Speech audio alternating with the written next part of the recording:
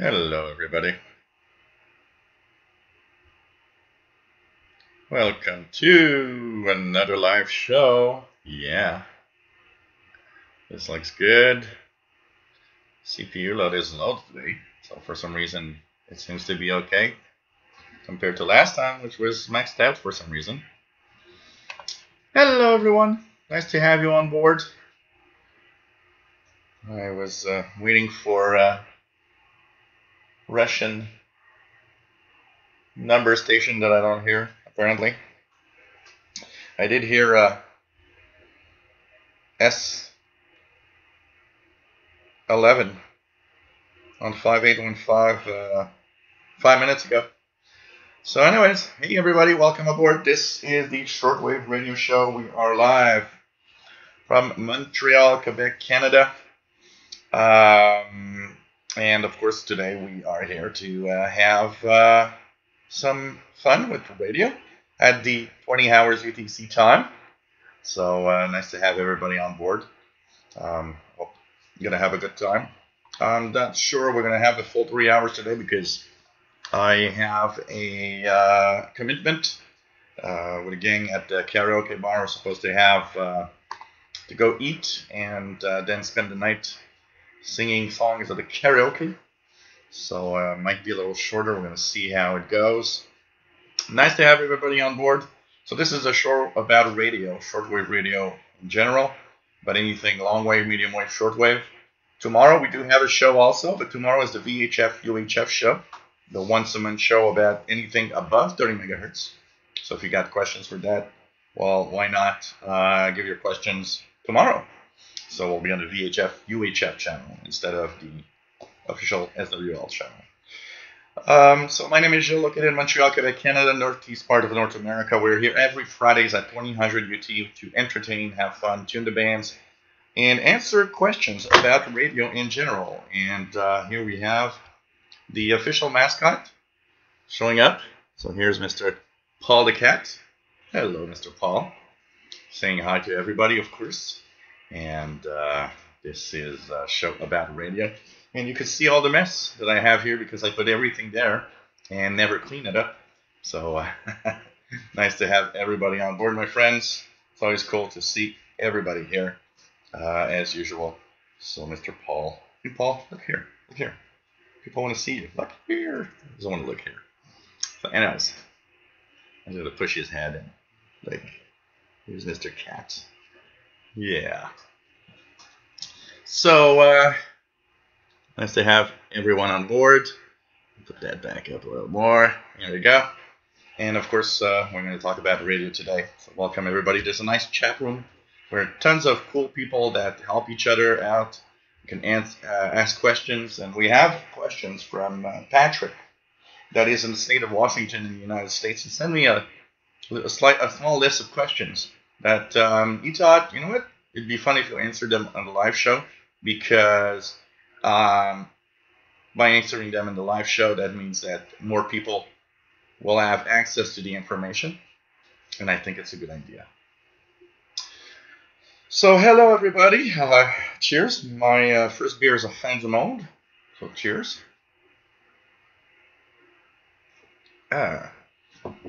And we are snowy day today. It's all white.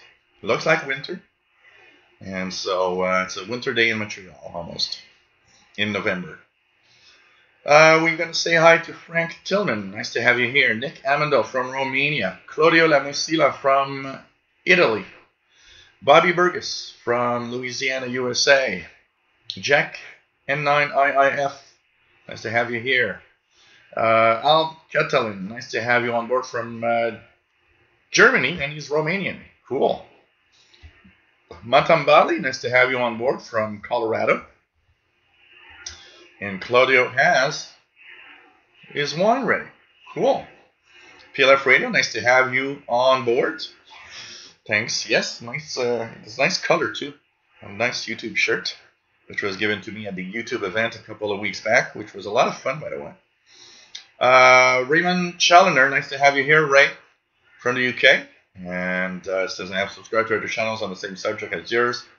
Is best. We watched. Keep up the good work. Thank you very much, Ray. And you know, anybody that has a YouTube channel that talks about radio, please don't hesitate to share. It's I like to share all the information and make sure that everybody shares a little bit of the. If I can help your channel get a little bigger, this is not a competition. This is plain fun. Let's have the maximum amount of YouTube channels that talk about radio. I think that's the best thing you can do. Call Tench, nice to have you here. Summon Templar, nice to have you here. Cyberflyer1, nice to have you on board. Not bad today, not bad at all. Neil Toombs, nice to have you here. M0CJM. And in the UK. Yeah, lots of stuff about the Brexit. Sakura DX, nice to have you on board from Japan. Yes, Bobby, I'm going to the Zoe tonight. That's where we are going to sing our songs. And there's like a big group that is there, 30 people, need reservations. And I'm part of that group. So we shall have a lot of fun tonight. So yep, I'll be at Zoe tonight. And Bobby is asking because there's a live feed, live camera from there. The karaoke starts at 01 UTC. And you can watch the live feed on balzoe.com, where there's a live feed available for what's happening. If you guys want to see me doing my karaoke songs. Donald Hosmer, nice to have you here. W8SWL in Northern Michigan. Nice to have you on board.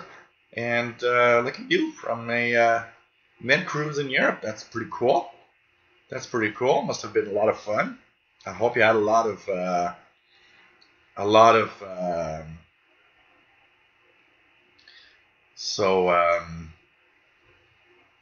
and that cruise, I'm sure. Department of Defense, nice to have you here. Well, it depends on who is around. For some people, it stays and will always stay DX the cat. And for others, well, they like Paul. So whatever you like, it's okay. He's got double nationality, DX the cat and Paul the cat. Gordon Treadwell, VE6 GPT, nice to have you on board. Says your Radio Shack is much cleaner than most show. Yeah, well, I'm not showing everything because you'll see there are sides of this room that I will not put live on camera. But I try, I think we're all like that. I mean, when we start using the radios, and sometimes we don't, I got a lot of portable radios. So I typically take one out. Often I don't put it back there. I just leave it, on the desk or something. And then you feel like there's tons of little radios everywhere, and you're like, okay. And when it starts to look like a mess, I kind of not feel good. So I got to do something to fix it because it just doesn't feel good. So from time to time, when I really get to that point where I just don't like it anymore, well, that's when I'll clean up. And I try to keep it as clean as possible or as nice as possible. Also, for another thing is that this, of course, live show, if it looks messy, it not necessarily is the best image. And but it's I try to do my best to have everything cleaned up and working for sure. Well, I was about to say something that I totally forgot. It doesn't matter. Maybe it'll come back. So, Randall Klontz, nice to have you on board from Northeast Illinois. What do you think of the Icom IC-R8600? I know that everybody that owns one seems to really be happy. And I think that's the first step. And, I've seen a lot of people do one bad thing. People that own the Icom IC-R8600, they see the radio and they don't understand why a transceiver is less expensive than that receiver, but they don't understand that they're not the same thing at all. The IC-R8600 is a wideband receiver. It goes up to 3 gigahertz, which the IC-R7300 does not. plus the fact that it decodes a lot of digital modes from the VHF UHF range. So there's a lot of digital or encrypted communication that might be decoded with the R8600 by default, and more mode maybe to come, by the way. Honestly, if I had the cash, I would probably purchase one. It's expensive, but it's a darn nice radio, I gotta say. But I know that everybody that owns one, I don't think they will ever want to change it with something else. And remember one thing about the R8600, okay? It's, in reality, a software-defined radio. It's an SDR. And Paul wants to have beer. And he's smelling the beer. Well, he smells the beer, and he just, like, his tongue came out like, yeah, looks good. Okay.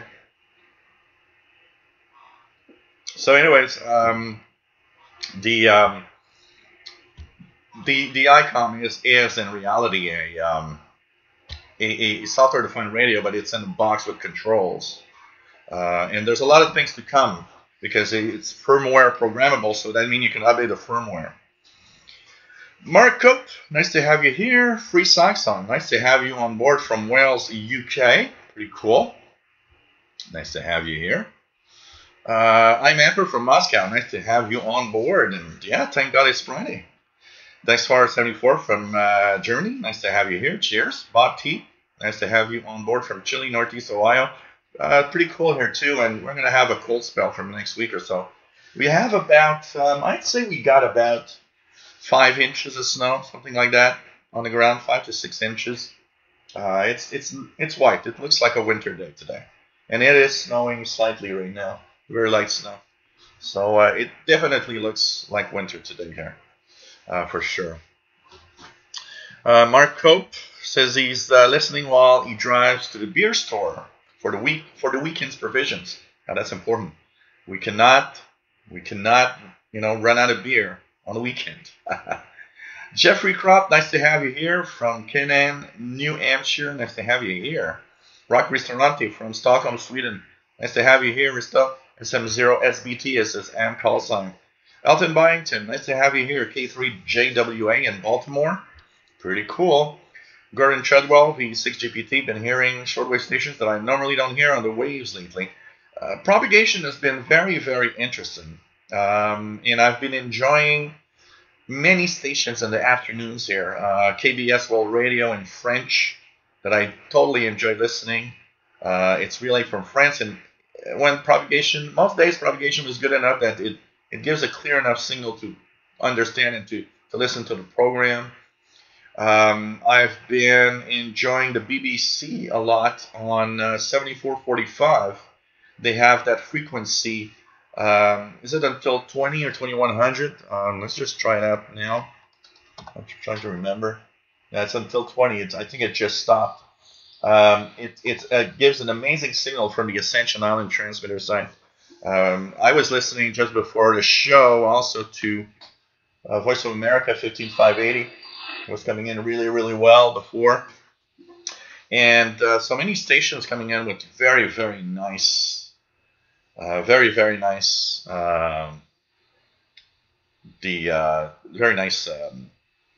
signals from a lot of stations. Okay. Matambali says, just did some gutter patching. Storm coming through tonight, tomorrow. And Todd, hey, I could string another antenna to need the news here. Yeah, that is one thing that is making, or that differs from us to the regular people. We do things around the house, or we go outside around where we live, and everything we look at is a potential place where you can hook up an antenna. And I do that all the time. And sometimes on the balcony, or I'll be in the yard, in the backyard, and I'll be looking up or at the trees. And I'm like, what if I use that tree there? That could be interesting. How many feet of wire I would need to go to that pole down there?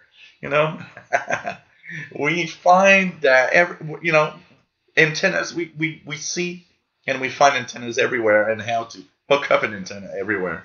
That makes us very, very different. Hey, Radio Obvious, nice to have you on board.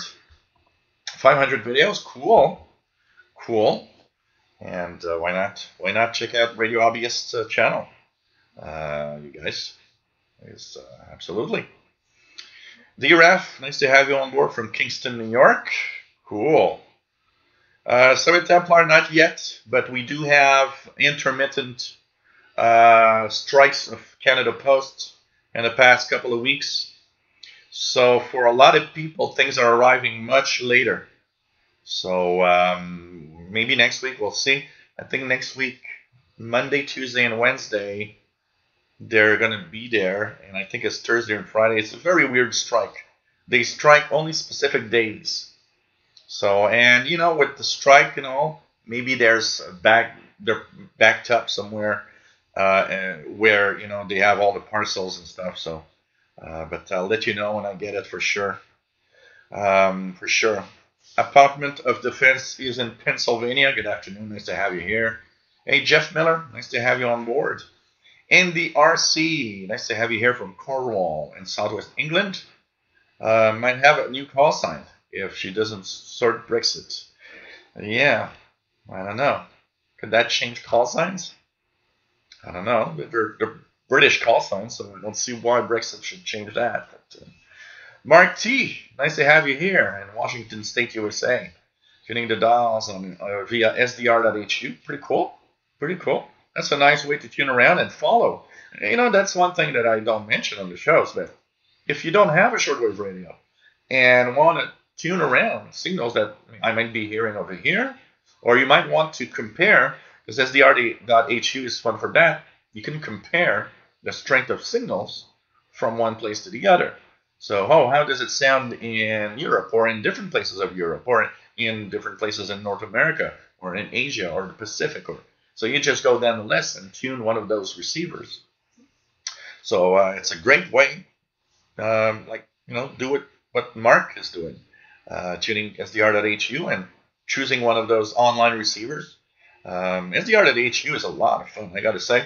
I often go to bed at night with my tablet, and I bring up one of the feeds of SDR.HU on my tablet, and so I can tune around and listen in, and, you know, I choose some receivers from Europe or from, you know, I look at the schedules and see what signal that, oh, that station I've never heard. Maybe I could tune a receiver at a specific place and see if it's I can hear it, you know. So there's a lot of fun things like that. DJK Solo, nice to have you here. I'm Apple from Moscow. Says yesterday was Beaujolais Nouveau holiday. Good tradition, like it. You know what? The Beaujolais Nouveau. I have a friend of mine that has a wine cellar, a really extensive collection of wine, and every year for maybe 20 years, we would actually have a day with Beaujolais Nouveau, and every time that you would have it, we would actually meet up and do a day of that, and I would actually do homemade donuts. So they don't really go well together, but what we would do is start with donuts, you know, warm donuts that just come out of the fryer, and then, you know, we move on to the Beaujolais Nouveau and just have fun all night. We did that for many, many years. I don't know if he's still into that. I haven't spoken to him in a long time. So, cool. Bobby Burgess getting a station on 17775. Do I hear something on 775? Got nothing here. And if I look at the frequencies, let's check out 17775.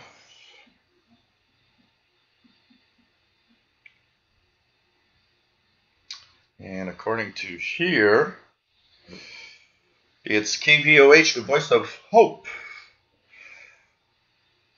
that normally stops at 19. But chances are you're probably getting that. KVOH.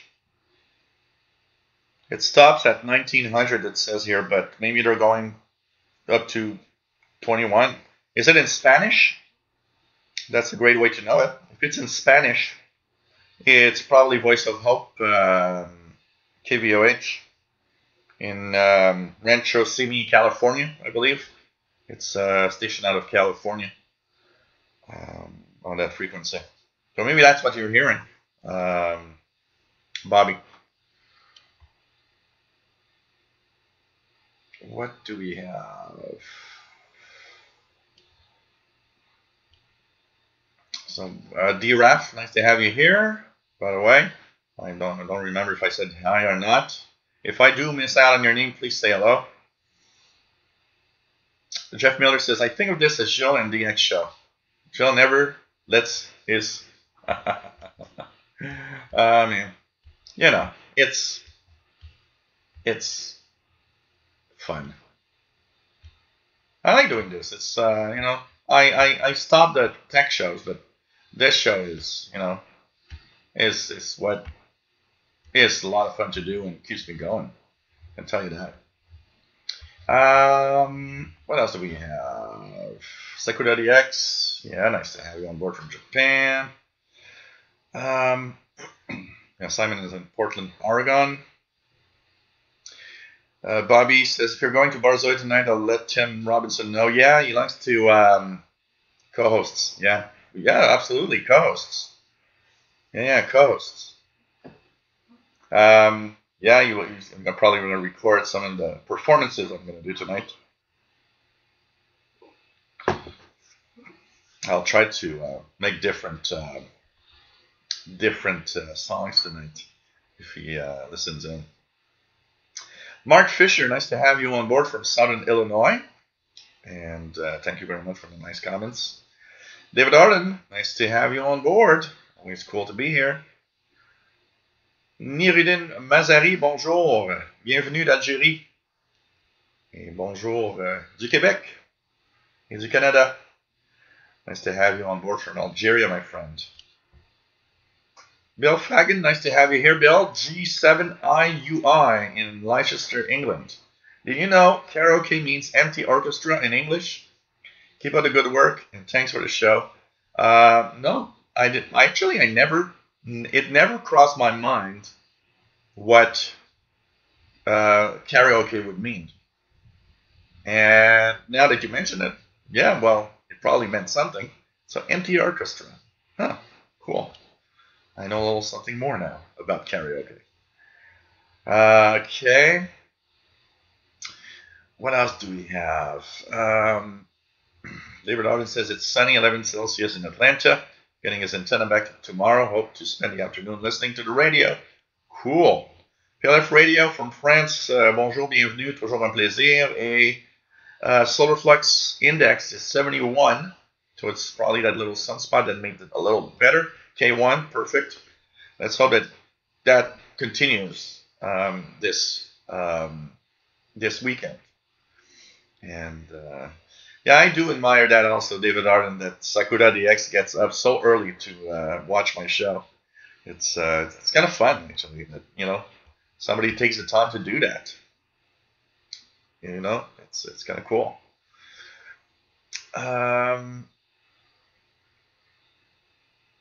David Arden says, we have a pavilion at our church. I got permission to have a field day for years. I spotted that for a place to hang antennas, where it's great. Radio guys are always thinking of some place to put antennas up. Bonjour Bertrand de Gatineau. Bienvenue. Je suis à Montréal. Nice to have you on board. VE2ZAZ or ZAZ, depending on how you want to pronounce your Z or your Z's. And nice to have you on board from Gatineau, which is in the western part of the province of Quebec, just the other side of the river from Ottawa. So he's really close to CHU time signal transmitter. Bienvenue Bertrand. NDRC sarcasm made a bad new call. Okay.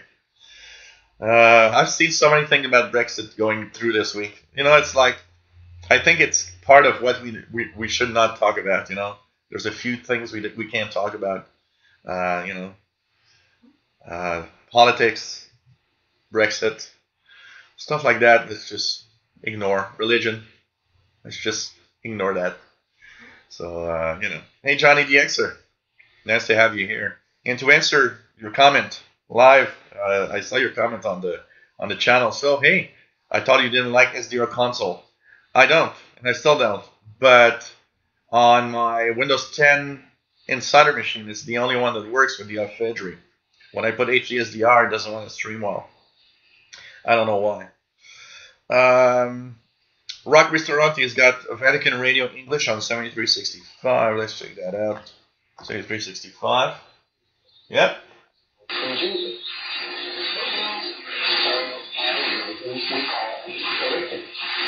So Vatican Radio 7365. Well, Bobby, KVOH is not on schedule. It doesn't mean it's not on the air. If it's in Spanish, it's KVOH. I can bet you. They've often been checked out and been on the air at times when they're not on the schedule. So if it's in Spanish, you are listening to KVOH. I can bet you. If it's another language, then it's something else. Super 20 Dan, how many beers to get up courage to sing? Actually, in my case, 0. I just go up and I don't mind singing. But it wasn't always like that, by the way, Super 20 Dan. The first times that I ever sang at a karaoke, I was peeing in my pants because I was so stressed out going to sing in front of people. But now I've got all that confidence, and you know, let's face it. Okay, it's a little different, but still. Do I look stressed doing this show and knowing that people are watching? Nah. And I can tell you that when I go in front of the people at the karaoke bar, I am 0 stress. It's like this. Part of just, it's kind of a normal thing in life for me. So I have no stress. And a lot of people actually told me that they admire that because they, even after years of singing, they still are stressed when they call their names and go sing in front of people. And they say, I'm amazed at how you go up there like, you know, you're going in your living room. It's just crazy. And I said, I don't know. I kind of lost that. Well, of course, you know, also at the same time, I know that I sing very well. So that, of course, helps out also.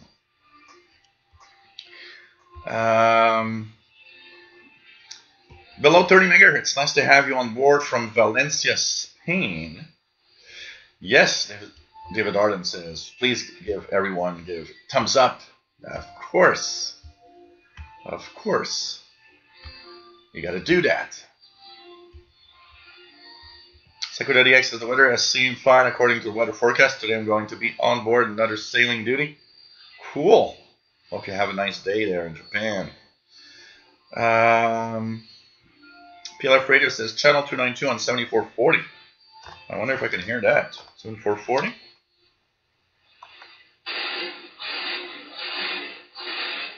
There's something weak on 7440, but with the type of propagation he's given me, I don't think that's channel 292. Looks like some kind of Asian signal that's very, very weak. SWL60N, nice to have you on board from Stockholm, Sweden. Mostly clear, 42 Fahrenheit, 6 Celsius. Here it's -2 Celsius. About, what, 27, 28 Fahrenheit. Paul Drake, nice to have you here. As we said, let's not mention that name. You know, it's like mentioning that guy south of the border here. Douglas Perry, nice to have you here.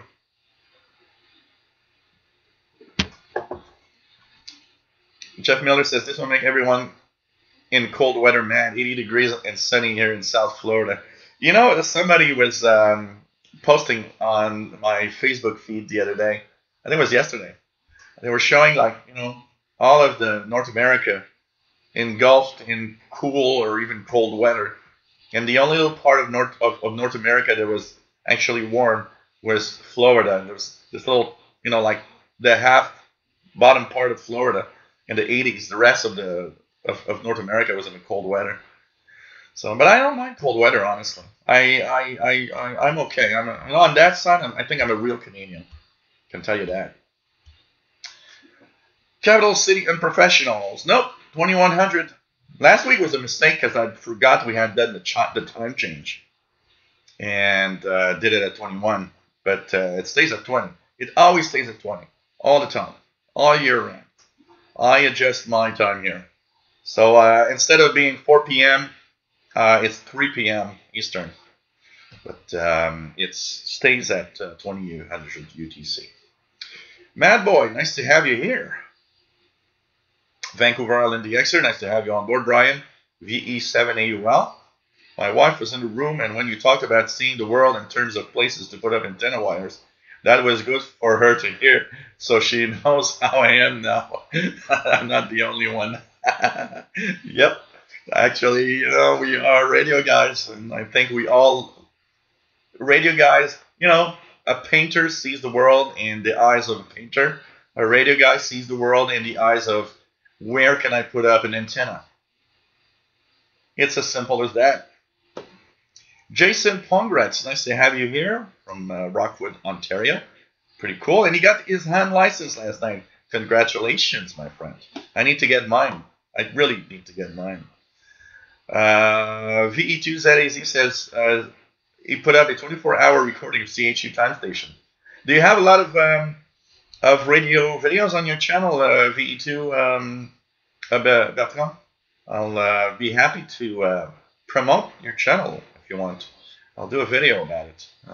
The only rule is that your channel has the majority of the videos are radio related. Don Stefano, nice to have you on board from Frankfurt, Germany. Bullfrog KD2CXU from Albany, New York. Nice to have you here. Pretty cool to see everybody on board. Luis Arevalo, ¿cómo está, mi amigo? Just curious, do shortwave stations pick any frequencies they want to use? Well, okay. Technically, stations go through a process, and they will submit to the HFCC their frequencies that they want to use. That goes for 95% of all shortwave stations. They'll submit, and I'm talking about international broadcast stations. So they'll submit that to the HFCC. There they will coordinate, and if some frequencies clash, what they will do is say, okay, well, you're on the same frequency at the same time as that other station. It might not work, which means they adjust the schedule so that, in general, there's no clash between the stations. But there are some stations that do not follow the rules. One of them, Radio Havana, Cuba. Radio Havana, Cuba does not submit its frequencies. Radio Havana, Cuba just broadcasts wherever it wants. So it does clash sometime with stations because it does that.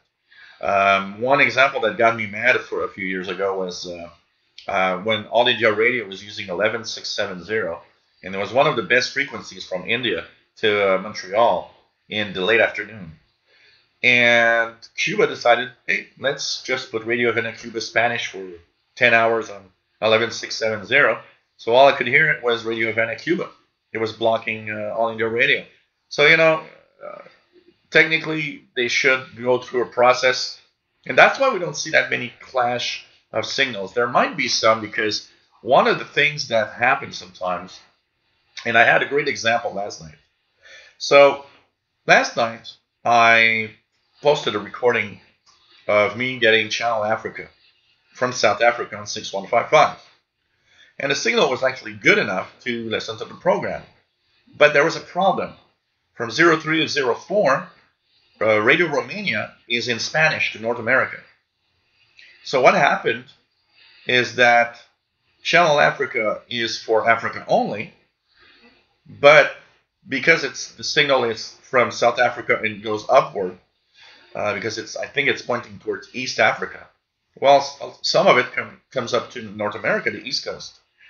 And so yesterday there was a clash. Actually, Radio Romania did not give a good signal either, because both were just interfering with each other. And this is a consequence that is more of a propagation consequence. We got to remember that, you know, shortwave signals have no borders. When you broadcast to a specific area, and it's one of the questions of Patrick in the state of Washington, because he says, how come I get stations that are targeted to Africa or to Europe, when I'm in North America? Why is it that I can still hear them? And that's the thing. It's that it is one of the reasons behind it is the fact that the signal that comes from that area, the target area, is broadcast in the general direction of where I live. So, for example, say Voice of Turkey has an English, well, in the afternoon, there's a great example here. Voice of Turkey has a French language transmission towards Western Europe. So it targets pretty much France. And what happens is that when Turkey, being east, broadcasts towards the Western Europe, it broadcasts in the general Western direction. But if you look on the map, Turkey broadcasting to Western Europe is also in the same general direction. If you cross the ocean, you come to North America.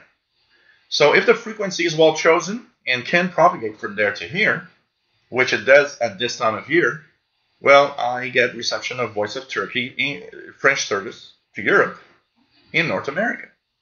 And same goes for the BBC. For example, BBC from Ascension Island broadcasting to West Africa is technically broadcasting pretty much in the northern direction. But you know, these signals, they as they go farther away, they actually expand in size. So basically, we're getting some of that signal in the eastern part of North America, for example. So Madagascar is a great example. I love Madagascar Relay because many stations broadcasting to Africa are going to be heard in North America. And the reason why, if you look at Madagascar in the Indian Ocean, and you look at when they transmit towards Central or West Africa, if you continue, you'll see that you're continuing towards North America. That signal, if it's a frequency that's chosen, that's well chosen, is going to propagate up to North America. And that's why we hear stations like African Pathways. For example, it should be on, I think, now, 11965. Yeah, so here is African Pathways Radio. That's from Madagascar towards Africa. Why do Walter? I didn't reply. Sir, it's the Lord's purpose. Why are all things happening? Why are we being pushed around by the Midianites? So 11965. We were told about when the Lord freed us from the Egyptians. We have been abandoned. The Lord. So African Pathways is in broadcasting from the Madagascar relay station towards Africa, and it's the general vicinity of North America. And 11965 is very well chosen to propagate up to North America at this time. So I'm hearing it because it's in the same general vicinity or direction. The signal, even when they say it's towards Africa, it doesn't stop because when it gets across, after it crossed Africa, it doesn't stop at the ocean. It's a radio wave. It continues as long as there's enough power in it, and the frequency, of course, depending on the time of day, has to be well chosen for this to work also. Jeff Miller, how many stations carry the Russian time signal? I know 9996 and 14996. These are the two main frequencies. There's a third one, 4996 also. So 14996, 9996, and 4996 are the three frequencies for RWM, the Russian time signal station. And that is regularly heard. I believe they have a long wave time station also, but I don't remember the frequency. Hey, Sheldon Harvey, nice to have you here. Bonjour, hi from Greenfield Park, Quebec, and I guess the same type of weather that I am, winter, with snow on the ground. Bullfrog 89 says, I've been picking up WeFax station in New Orleans the past couple of days. Cool. These are fun to do, trying to do using a piece of software like FLDG or multi-PSK and decoding the weather fax charts and the weather images. That's always a lot of fun. JD Williamson, nice to have you on board. Hey, Sean Fahey, nice to have you here. Pretty cool to have everybody here. Just go down. Paul Drake, nice to have you here. Says thanks for not mentioning the Muppet Show in London. Man, what else do we have? Mad Boy says, enjoying Hancock Old Gambrinus beer. Oh, never had that. Tatoy Crisanto, nice to have you on board from the Philippines. Pretty cool. Nice to have you here. It's fun to have this worldwide audience. Really, really a lot of fun. Keith Booty Man, nice to have you on board. This is good info. Cool. Rental Claus BBC on 12095. Let's check it out. I think they are right now.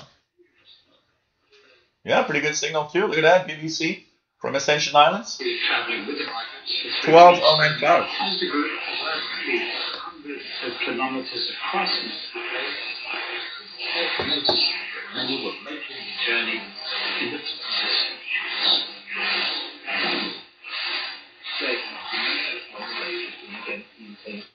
So BBC 12095 from that's relayed from the Ascension Islands transmitter site in the South Atlantic Ocean. And talking of that what I wanted to say earlier came to mind. For those of you last week that noticed that my live show was unavailable across the world, I got hit by a copyright strike by UMG, Universal Music Group, because while I was doing the show at around 2 hours and 3 minutes, in the background in my SDR there was a song playing. And at one point I was reading something and I didn't talk for 13 seconds. And I got hit by a copyright strike and it blocked my live show everywhere around the world. I had to edit that 13 seconds out for monetization and the video to come back online about 24 hours later. I still find this completely nuts. Come on. In the background, 13 seconds of music and you just pick it up. Please, these guys are nuts. I'm sorry, but I was so mad that at one point I was like, man, good for you if people are just stealing your music, because that's pretty much what you want by doing things like that. So anyways, you know, David, yeah, truly an international show, absolutely. VA2ZAZ says all my videos related to ham, radio, or DX. For example, last RCR transmission, my first moon bounce. Cool, well, I'm going to talk about it, VA2. I'm going to actually take note of it so that I can talk about it, so we'll have a little more subscribers. Why not? Always fun to share other channels, and if you guys check them out, really will be happy to talk about it. So it should come this week. So if you see there's a little bump in your subscribers, you'll see it's because I talk about you. PLF Radio, are there other sites like U20 SDR with full shortwave coverage, except SDR.HU and global tuners? There's not a lot more than that, honestly. There's global tuners, SDR.HU, there's U20 SDR. There's another one that I'm trying to remember the name, but it has only one receiver that is a general coverage.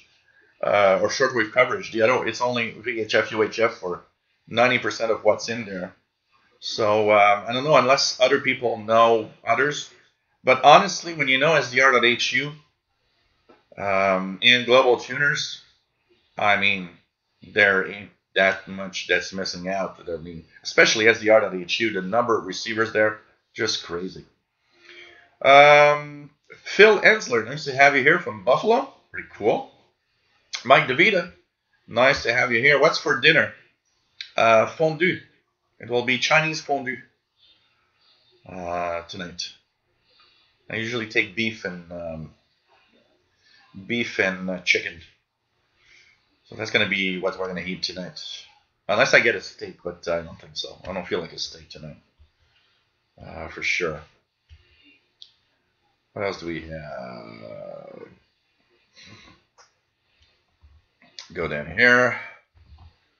So David Arden says, when I lived in Germany, I had transworld radio beam to the Pacific. It was a very good catch.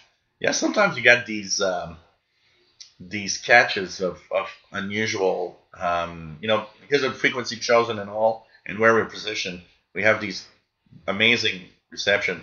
It always reminds me of Radio Australia before it went off the air. 9580 was not directed towards North America. It was a Pacific feed. So 9580 around 1200, 1300 UT, that we enjoyed amazing reception from Radio Australia, was in reality the Pacific area was the beam, where they wanted the signal to go through, but it was, sent in the general vicinity or direction of North America, and 9580 at that time of day propagated across the Pacific Ocean easily. So we enjoyed amazing reception of Radio Australia thanks to that. A little bit the same happening with Radio New Zealand, except New Zealand is a little more difficult. They sometimes have these frequencies that are a little more difficult for North America. Brian Pinney from Cape Cod, Massachusetts. Nice to have you here. Paul Drake's got a Grundig Melody Boy 1000, amazing sound quality and still working so well. I'm very impressed. Cool. Don Stefano has the PIP on 3756. Luis Arevalo, so if they don't follow the guidelines, what happens next? Nothing. Because there's no, if, for example, if Radio Havana Cuba doesn't follow the guidelines, there's nothing is going to happen. Nobody's going to, there's nothing. There's no, there's no international police that will send you some kind of, of notice or whatever. It's up to every country to try to regulate yourself and regulate the international bans. If you don't follow the rules, nothing will really happen. There were a lot of those. A great example that happened a lot back in the in the 70s and 80s, for example, when there was a lot of stations like from North Korea and Russia, Radio Moscow, and so on. A lot of stations used something very, very unique, which was technically not supposed to happen. They would broadcast out of band. Anybody that listened to the shortwave bands in the 70s or 80s knows how crowded these were. And it was difficult for your signal to go through in between thousands of signals on each side. So some stations started doing a thing that was broadcast out of the bands, out of the official bands of international broadcast. And I mean, technically it should not have happened, but there is nothing nobody could do about it. Nobody can go to your country and say, hey, you're broadcasting on that frequency. You shouldn't. Look at all the fire drakes from China broadcasting on all sorts of frequencies. How many times did the fire drake pop up in the middle of a handbands? I remember a couple of years back, having two fire drake jammers from China, and right smack in the middle of the 20 meter band. And I mean, amateur radio operators were mad. But what you can do, even if you complain to the FCC or whatever, they can't do nothing. It's from China. China does what it wants, like Canada does what it wants, and the US does what it wants when they broadcast. If they decide to do that, if the Voice of America decides that it wants to be smack in 20 meter band for some reason, even if you complain to the FCC, I don't think the Voice of America, if they deem that it's important that they are smack in the middle of the 20 meter band, they're not going to change that. They're just going to leave it like that. There's no, it's not like an amateur radio operator. If a ham operator is outside of his bands, if a ham radio operator interferes on another signal intentionally, if, he'll get hit by some, complaint, and you'll have to be careful or you could lose a license. For international broadcasts, if they decide they go on a rogue frequency of some sort, there's pretty much nothing you're going to do about it. Tuto Channel, nice to have you on board from Germany. Pretty cool. Madboy says, would actually be fun to have a beer exchange thing. Yeah, that would be cool. I saw a Canadian brewery, and I need to see if I can find those beer. There's a Canadian brewery that actually makes a beer called UVB76, aka the Buzzer on 4625 kilohertz upper sideband. I'd like to have one of those on the show. I know there's a British Columbia brewery that actually has a beer called Shortwave that I also would like to have. Capital City Unprofessionals. Can you receive 2 frequencies from the US that would be 145 megahertz? I'm starting a midnight roundup night owls net on my local club's repeater. Could be cool if you'd be able to hear net control. Well, you know, VHF is line of sight, so unless you're using some sort of repeater thing, you know, there's these repeater links that you can use that link up many repeaters together. That could make a net that could be listenable here. But apart from that, I get a couple of repeaters just on the border of the U.S. border. One that comes up to mind is, I think it's 146.745, if I'm not mistaken. Is it 745? Let me just read 700. No, it's 146.685, I think. And it's from J-Peak in the state of J-Peak, I think is in the state of Vermont. So I hear a couple of repeaters from the state of New York, the state of Vermont, the ones that are close to the border and pretty high up and on top of mountains. But it's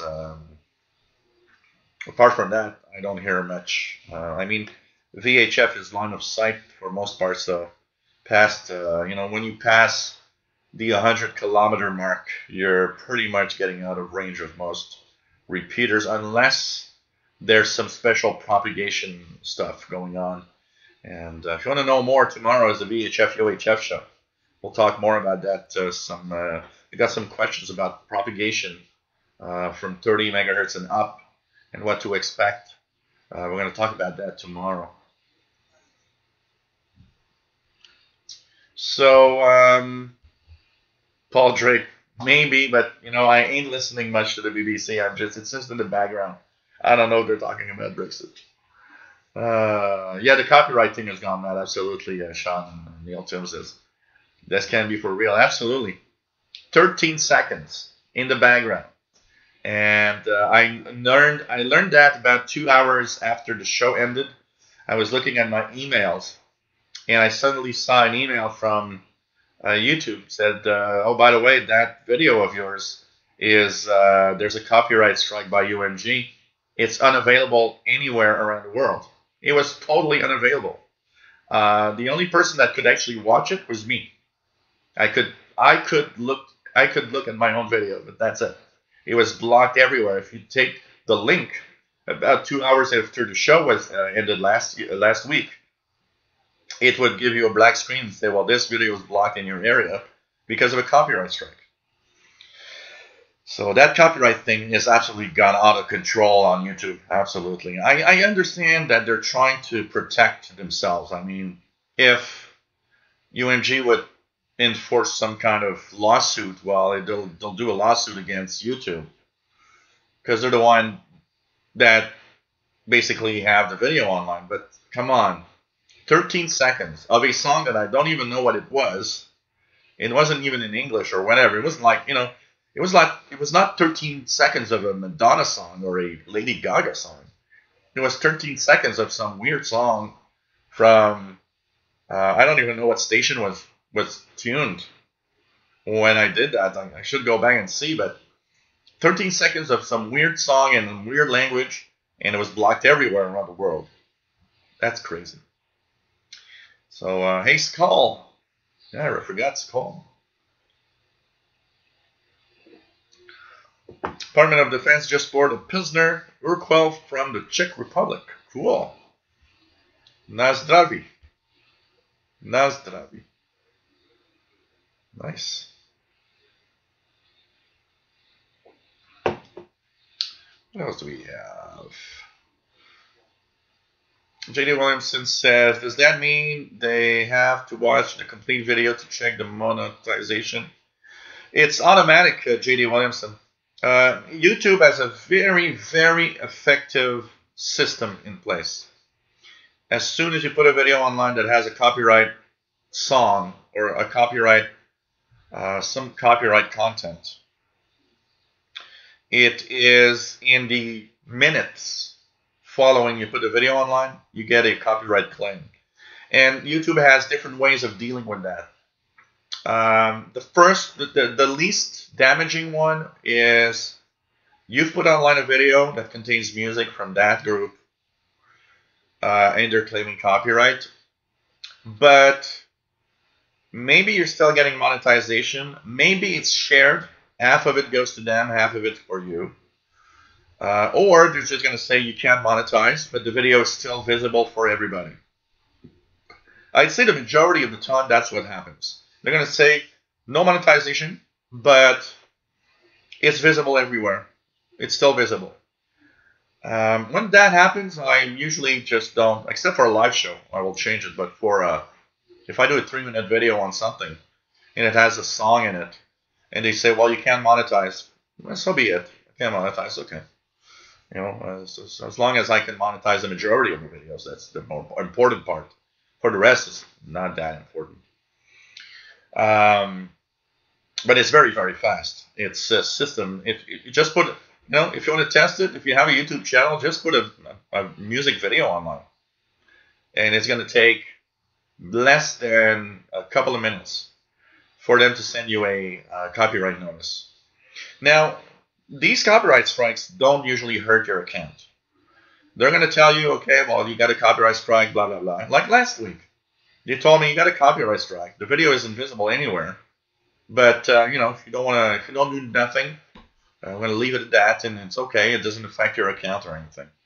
It doesn't affect your account when that happens. Intermittently. I believe it can if you do it all the time. So, for example, if you would only post music videos, I would guess that at some point they're going to say, well, we disabled monetization because they're just posting copyrighted content, and we don't want that. But when it's just a temporary thing that from time to time you post something that has some kind of, it's crazy, but it's very, very fast. I mean, I don't know how they do it, but it's so fast. It's just amazing, I gotta say. As Mr. Sheldon is saying, there's the monthly Canadian International DX Club monthly messenger bulletin for the month of November is out. I'm going to give you an idea of what it looks like. On the cover, Messenger 11. Here we go, I got it on my tablet. It's a great bulletin from the Canadian International DX Club. If you want to have a sample copy, if you never had one before, because don't ask for another sample copy if you already had one. You can ask Sheldon for a sample copy. It's a PDF publication, electronic publication, at cidxclub@yahoo.com. And if you enjoy, you can subscribe. It's $10 for a year, $25 for 3 years, and it's a beautiful bulletin. So just to give you guys an idea, this is the cover of the November edition of the CIDX bulletin, the messenger. Whoops, there we go. So this is the cover of the CIDX messenger bulletin. It's a beautiful, well done bulletin, very professional made, and very interesting logs, articles. I want to thank you, Sheldon. I saw yesterday I started reading it yesterday, and I saw that you have a nice little bit on my official SWL channel on YouTube. Thank you very much for posting that. It's much appreciated, Sheldon, by the way. And it's a beautiful bulletin. You can get a sample copy for free if you want to just see what it looks like. And I think it's totally worth it. It's very professional for a club bulletin, and it's just a cool read. And when you listen to the radio, I like to I don't know about you guys. One of the things I like to do when I listen to the radio is read some kind of radio-related thing. So I'm subscribed to the Spectrum Monitor. I'll have that read every month. Of course, the CIDX Messenger Bulletin that came this week. That was my read yesterday. I tuned the radio bands a little bit and started reading it. Yesterday or Thursday, I think it was Thursday. So we'll not ask away. It's cool.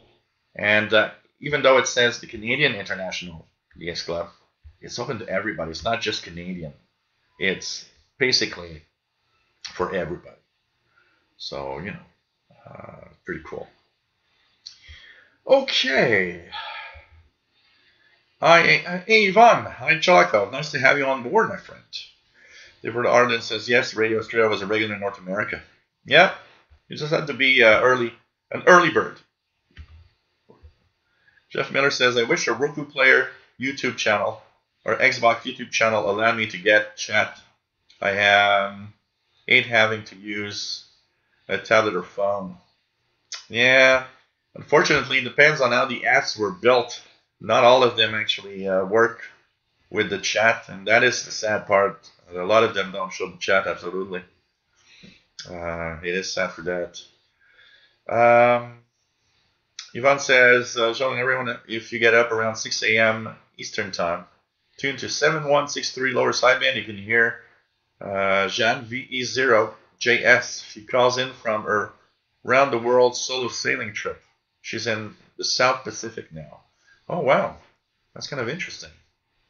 These are fun things to tune around, when there's these expeditions, the expeditions of all sorts, or, like that sailing trip and stuff. Just nuts. It's fun to try to, it's fun to really, really, tune around these things. Max Edstrong, nice to have you on board. Yeah, buzzer beer, Mad Boy. UVB 76. I was buzzed by the buzzer beer. Cold, gray, and snowy in Grand Rapids, Michigan. Well, same here in Montreal. It's still snowing and it's winter outside. Pretty much. Melvin Witcher, nice to have you here, my friend. Yes, Sheldon just posted the link to the UVB 76 beer. That'd be interesting to try to get one.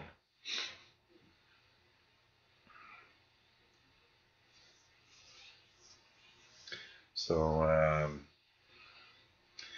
Rock Restaurant says Radio Fana Ethiopia on 6110. Just try that. Nothing much here. Yeah, well, that's the basic thing I was saying. VE2 ZEZ Bertrand. There are rules, absolutely. There are rules, but in most countries follow the rules, and absolutely. And technically, countries should set rules and should follow rules. It's just that what I was giving as an example is that a lot of countries don't. And if they don't, there's basically nothing that you can do about it. If a country would decide that it invades the 20-meter handband, apart from maybe getting some, bad comments or something, say Radio Romania would be on the 20-meter handband, I think they would get a lot of hate mail from ham radio operators. But apart from that, nobody will step in and say, hey, you got to move out of there. If they decide that's where I am, that's where I am. But yes, there are rules, absolutely. There's a set of rules for sure, but it is all in the idea of, well, let's hope that countries abide by the rules. Because if they don't, So, what else we have? Rebelda 65, nice to have you here. Nice to have you here. So at least it's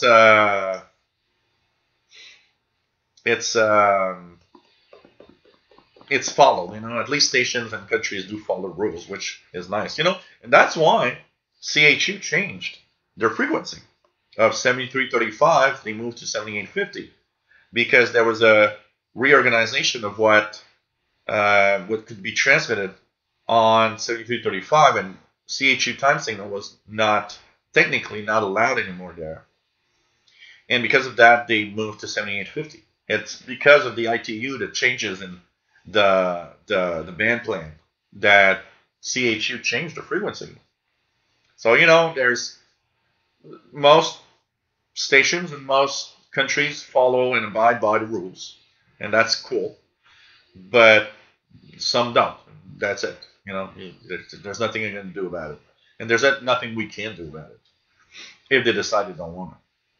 PLF Radio says this week on the U20 wireless DR, they got an amateur signal, upper sideband 4830, on a 60-meter international broadcast band. I find it strange. 4830 is not an amateur signal. Did you hear a amateur call sign? Be careful. If you might have heard some call signs, but they might not be amateur radio call signs. They could be in the 60-meter band of 4 megahertz. I often hear MARS, military affiliate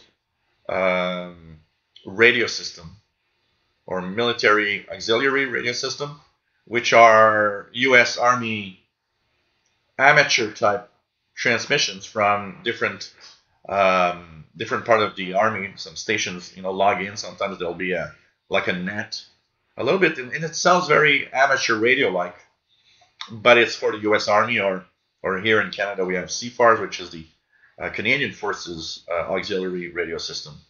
And I believe there are many countries that have an equivalent of that. So if they were giving out calls, maybe you found the calls to be unusual. There could have been a net.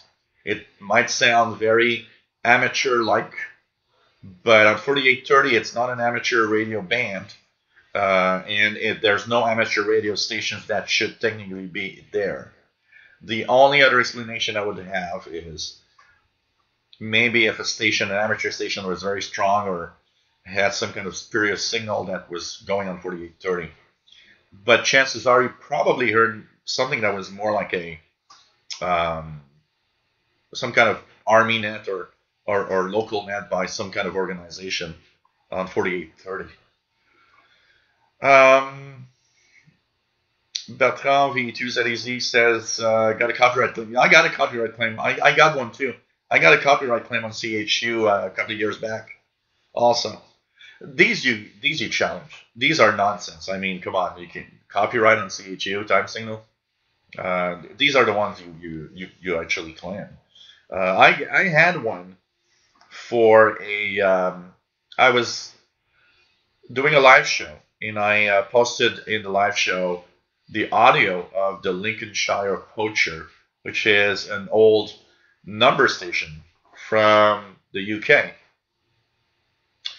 And I got a copyright claim in the evening. And it came from the group that actually makes the Conet project that has all these recordings. So the copyright claim came from there. And I actually claimed and said, no, you can't. Because I am sorry. Yes, they do have and sell recordings of number stations. But I am sorry. That recording isn't yours. That recording is something that appeared from some government thing. You can't claim because you have a recording of it that you sell that it's yours. And they backed off. They just backed off and said, okay, we're not going to claim copyright. Because I'm sorry, that I can't accept. I can't accept if you claim copyright and things like that. I'm sorry, but it's not yours. Any transmission, it's like if I would post a full broadcast of Radio Romania and then start complaining to everybody, oh, by the way, that's my own recording. You can't take that. It's not mine. It's Radio Romania. And so you can't claim copyright on things like that. I'm sorry, that doesn't work with me. Honestly, this is crazy. And you know what? One of the things you got to be careful on YouTube, there's like these copyright claim spammers, I call them. These groups that claim copyright on tons of things that actually they have absolutely no rights. But they do it because it might give them your monetization. And there's a lot of that going on. And when I get hit by one of those, it's like, whoa, you wanna claim copyright on this? We're gonna fight it. I'm sorry, I'm not gonna let it go. I ain't doing videos on YouTube to have all of my monetization going to other people. Okay, there are things I totally understand. If I get a copyright claim because I posted, say I posted a video of an exotic station on Shortwave, and it plays a song, of course I will not claim that's bogus. There was a song. It's okay. Yeah, it is copyrighted. I totally understand. It's okay, But come on, CHU time signal. Yeah, right. Yeah, I'm gonna let it go. Hey, Matt, MDK2. Nice to have you here. Pretty cool to see you on board. My friend, won't be really to hang out today. Might be able to do so in an hour or so. Take care. No problem, my friend. Tomorrow's a VHF UHF show. Don't forget. So, Bobby Burgess says, if it is 3 minutes out of 3 hour show, they could have said, nope, no law has been violated, and you should be fine. No, it doesn't work like that. Technically, because there's fair use. On YouTube, there's a thing called fair use, okay? And that's where a lot of things that you can do can be monetized. For example, I do a tech news bulletin every day. Well, I use pictures, and the pictures are used within my tech news bulletin. They are in fair use because I use the pictures to explain a news story. And that's called fair use. If there wasn't fair use available, well, in the news, we wouldn't see anything because they wouldn't be able to take pictures or videos of something while they're explaining their news bulletin of whatever event. So fair use is there for that. In this case, they're really heavy on the copyright claim, but that's not fair use because I ain't using that 13-second song to explain something about it. It's just there. So now that, for them, doesn't fall into fair use. So even if it's 3 minutes out of a 3 hour show, they claim copyright. They absolutely can. If I do a 5 hour show and I let play a 3-minute Madonna song, you bet I'm not getting monetization because they hope at 2 hours and 58 minutes there's a Madonna song and there's a copyright. So and there's nothing you can do about it except take out the 3 minutes. So that's what I did with my video last week. I took out the 13 seconds. So if you watched, I think it's at 2 hours and 3 minutes. If you look at 2 hours and 3 minutes, you'll see that there will be a jump in time of approximately 13, 14 seconds. That's where the song was. Jerry DX, nice to have you on board. XNE DX or Keegan, nice to have you here in Northwest Arkansas. Pretty cool. Jerry DX is loving the better reception on his Kiwi. Yeah, I got your email about how you removed all the noise and everything. Cool. Actually, my SDR today because I'm continuing the reorganization of my office. So on the other side where I used to do the live shows, I unplugged every power bar. So there's no power on that side.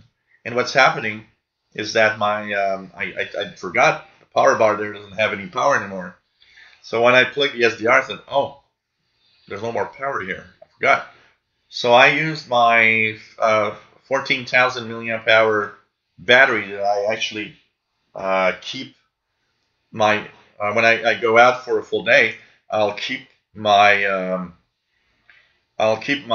phone charge a full day because of that. And I said, well, I'm just gonna plug the a Fedry SDR into the power that power brick. So it's actually running on battery power right now. And honestly, I don't see any difference in the noise level here. So the power supply I'm using is actually very good. What else do we have? Keegan says between 60s, high 60s, low 70s. Here it's about 28, 27 Fahrenheit. Jeff Miller, I can't read and listen to radio at the same time. My mind concentrates only on the book, so I miss stuff. Yeah, it depends what I'm listening to, of course, because same here. If I concentrate on the book, I will also kind of just not, Yvonne says, John, VE0JS Maritime Mobile is now live on 21234 as we speak. Let's try it out. I don't think I'll hear it, but let's try it out. Just for the fun of it, if I hear anything. Who knows? Would be kind of cool. But I don't think it's going to... But you never know. I always try it, Sometimes people tell me, well, why do you try this frequency or this thing? Well, you know what? I can tell you one thing. Over years, I had surprises. You can't say that I'm not going to hear something. Because, yes, logically, there's a lot of stuff that you will not hear because of the frequency and where it's transmitted from. So, if somebody tells me, oh, there's a Australian station right now on 3 megahertz, I won't hear that at this time. Pacific Ocean is in the daytime, and they're all in the daytime pad there. 3 megahertz is not going to make it here. So there are signals that you are pretty much like, yeah, that I won't hear that. But there are signals that you tend to think, because they're on the fringe of a frequency or time, that you're like, I'm not sure. Okay. But you try it, and it happened so many times that I was just surprised and thinking I'll never hear it. And I tried it anyway. And it was like, wow, I'm hearing that. That now when somebody gives me a frequency, and I got to try it. You never know. You never know. Bobby Burgess, it is stupid that just one plain second in the video and bam, copyright strike. That's the problem of how heavy they are today. They just, come on, 13 seconds. Just imagine 13 seconds. What do you want to do with 13 seconds? You're going to copy the 13 seconds and just run it over and over again? It's a stupid copyright claim. Oh, that's interesting. Yvonne says she is attempting to be the oldest solo female to complete a round-the-world trip. Oh, that is cool. Hello there, Tio. Nice to have you here. Not bad at all here. Not bad at all. Yvonne says the hearers are on 21334 USB live now. Wow, cool.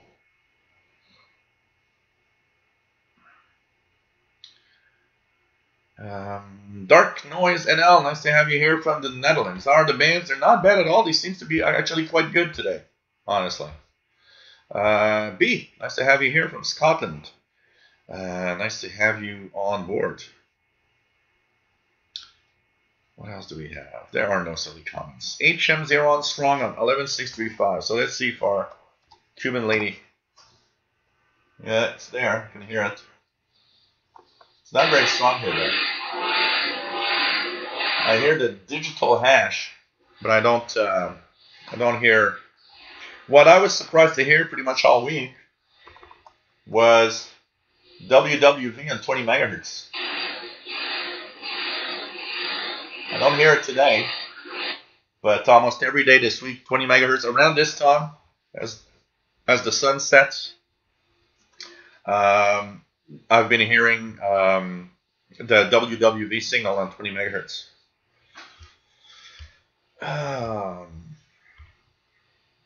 Elton Byington, military affiliate radio system. You always mix up if it's auxiliary or affiliate.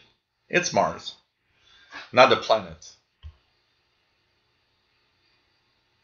Okay, PLF radio. You know what? There could be a lot of, often not necessarily hams, but people using two-way radios of some sort, PLF radio. I have the same here. When I go to 5 megahertz range, we have these people that go up north in the hunting season or in the summertime for fishing trips, and they're too far away. There's no cell or phone service, and we hear them using two-way radios at the bottom part of the 60-meter band. the 5 megahertz range, like 5200, 5300, 5400 kilohertz. Around there, I regularly hear people, just out of curiosity. Let me just go here and see if I can spot a signal of some sort. Out of curiosity, it's going to be an interesting test. So there's something here, which is that. There we go. Here's one. This is an example, and this is in French.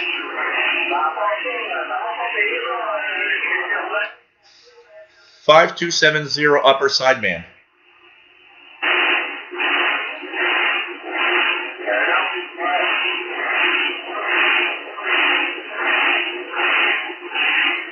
So this is definitely French Quebecois with the accent and everything. There's somewhere up north in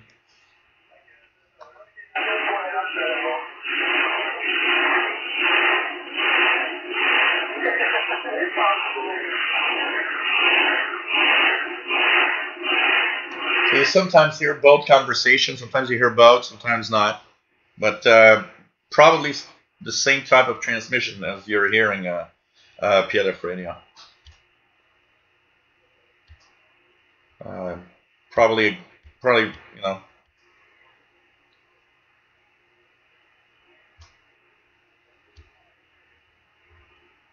else do we have? Keegan had snow flurries on Monday morning. Here we have about 6 inches of snow now. Approximately 6 inches of snow.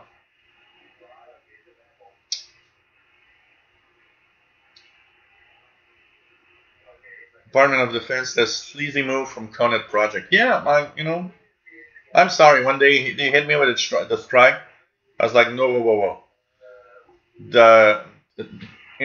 The Lincolnshire Poacher is not your recording.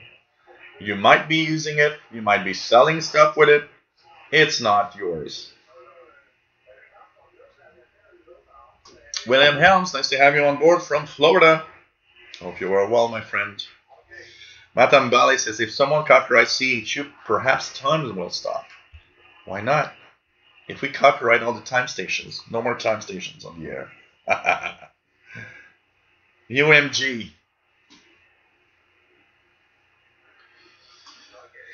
Oh, man.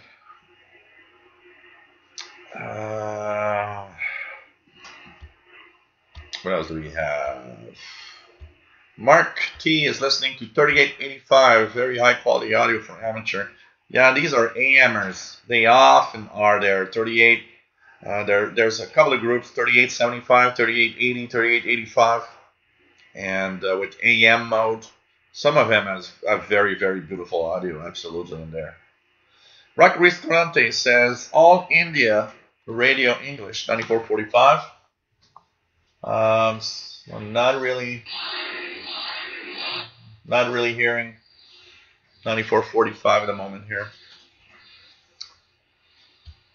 Keegan says 15140 signal Spanish with music. Yeah, it's probably Radio Havana, Cuba. We're on 15140.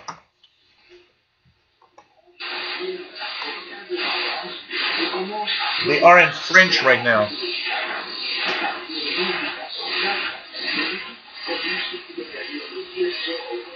It's not super strong because there's a lot of noise, but 5140 is in French right now.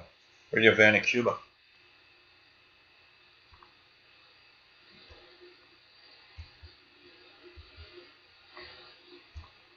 Cool PLF radio. Probably the same type of transmission. Hey there, Richard Cook. Nice to have you here, Cook Rick, from the UK. Always nice to have you on board, Richard.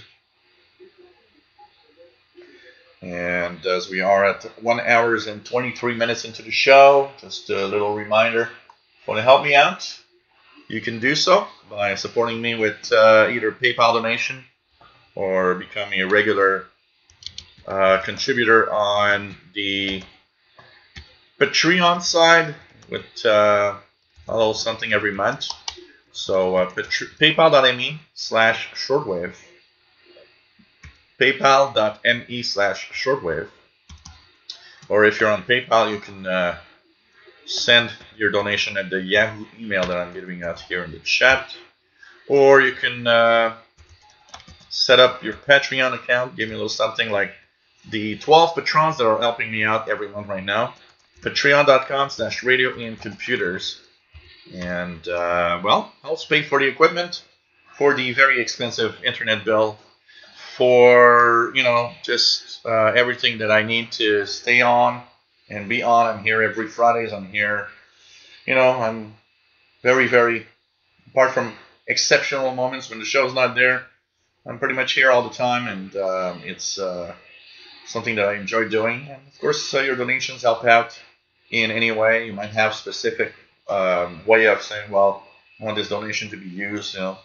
I sometimes get things like, okay, this donation is for Paul the Cat food, or this is for beer, or this is for, you know, that specific thing. I always respect that. And of course, your donations are always very helpful and welcome. Thanks to everybody that donated. And remember, if you like what I do, why not think about donating for the first time, if you can spare a little something. And thanks for the donations. Much appreciated. So let's lower the noise, the volume here, in case there's some music that I don't listen to. Richard Cook is picking up Voice of Korea on 7570. Gary Stewart, nice to have you here in the UK. Nice to have you on board, my friend.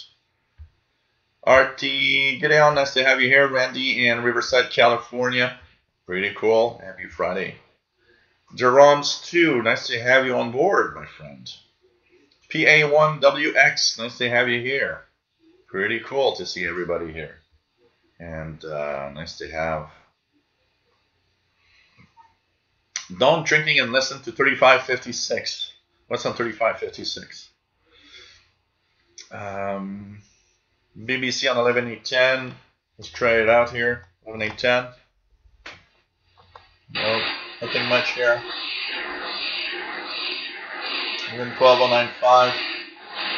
Pretty much gone. There's a big, strong signal on the 860. 11860. Some mix of jamming from Cuba and Radio Marti, I believe. Arthur's Handicrafter's Kitchen and Audio Lab. Nice to have you on board, my friend.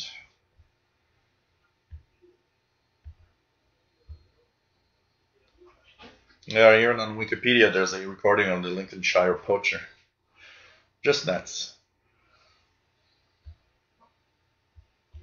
What do we have?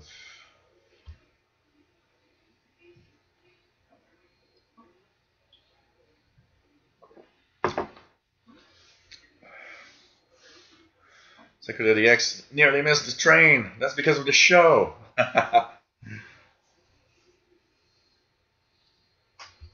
Hey, Fastlow, nice to have you on board. Always nice to have you here. Yes, tomorrow, Richard, is the VHF UHF show. We'll be checking out what's happening above 30 megahertz, Richard. Always at 2000 hours Universal Time as usual.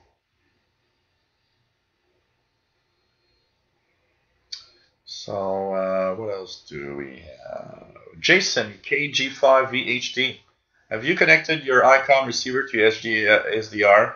I'm having trouble with AM with my Icom 7200. You do a video setup on HDSDR? No, my Icom is not set up on HDSDR. It does not have the, my Icom IC-R8600 does not have what it needs to, it's not advanced enough to do that. So what I have is only the FEDRI.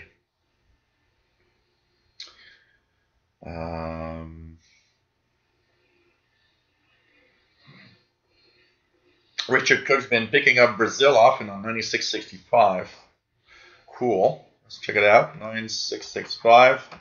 Comes in from time to time here.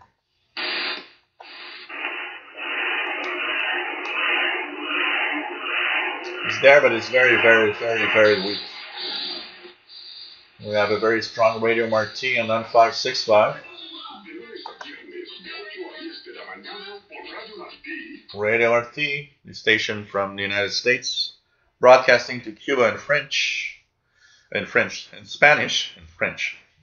I got distracted here. F4IDL, nice to have you on board. Pretty cool. Fast passage as lack of sleep because of Radio Club yesterday. Those Radio Clubs.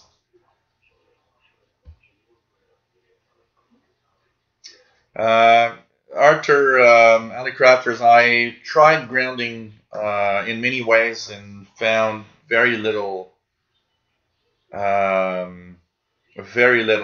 effect here. The problem is I'm on the third floor, so bringing a grounding to me here is difficult, and pretty much every time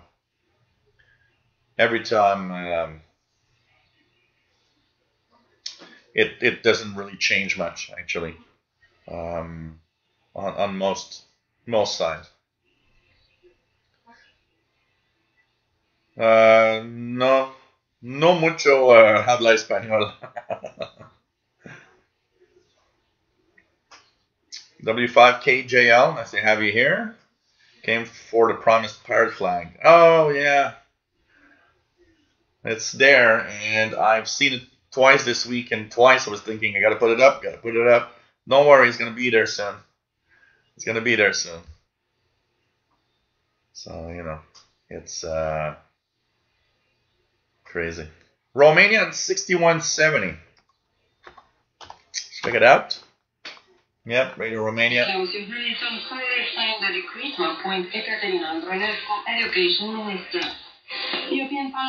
Even stronger for me on 7310. So Radio Romania 6170 and 7310. The European Commission has approved a large infrastructure project under the Romania-Moldova Joint Operational Program, and the International Festival of Radio Orchestras organized by Radio Romania kicks off on Sunday.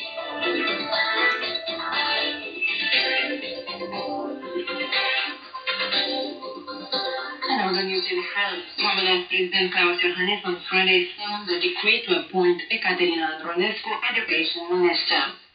Ekaterina Andronescu replaces Valentin Popa, who stepped down in late September. This is for the fourth time that Ekaterina Andronescu holds the education portfolio. On Wednesday, the new Minister Delegate for European Affairs, George Chamba, was sworn in. So pretty good signal from Romania on 6170 and 7310.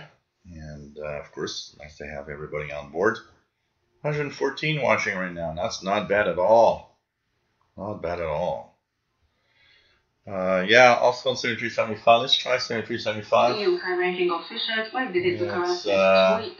Minister Viorica Dăncilă has announced. Weaker, but it's there. The is aimed at discussing aspects for the future of the European Union and the management of important programs. 7310 is definitely the best for me here at this time.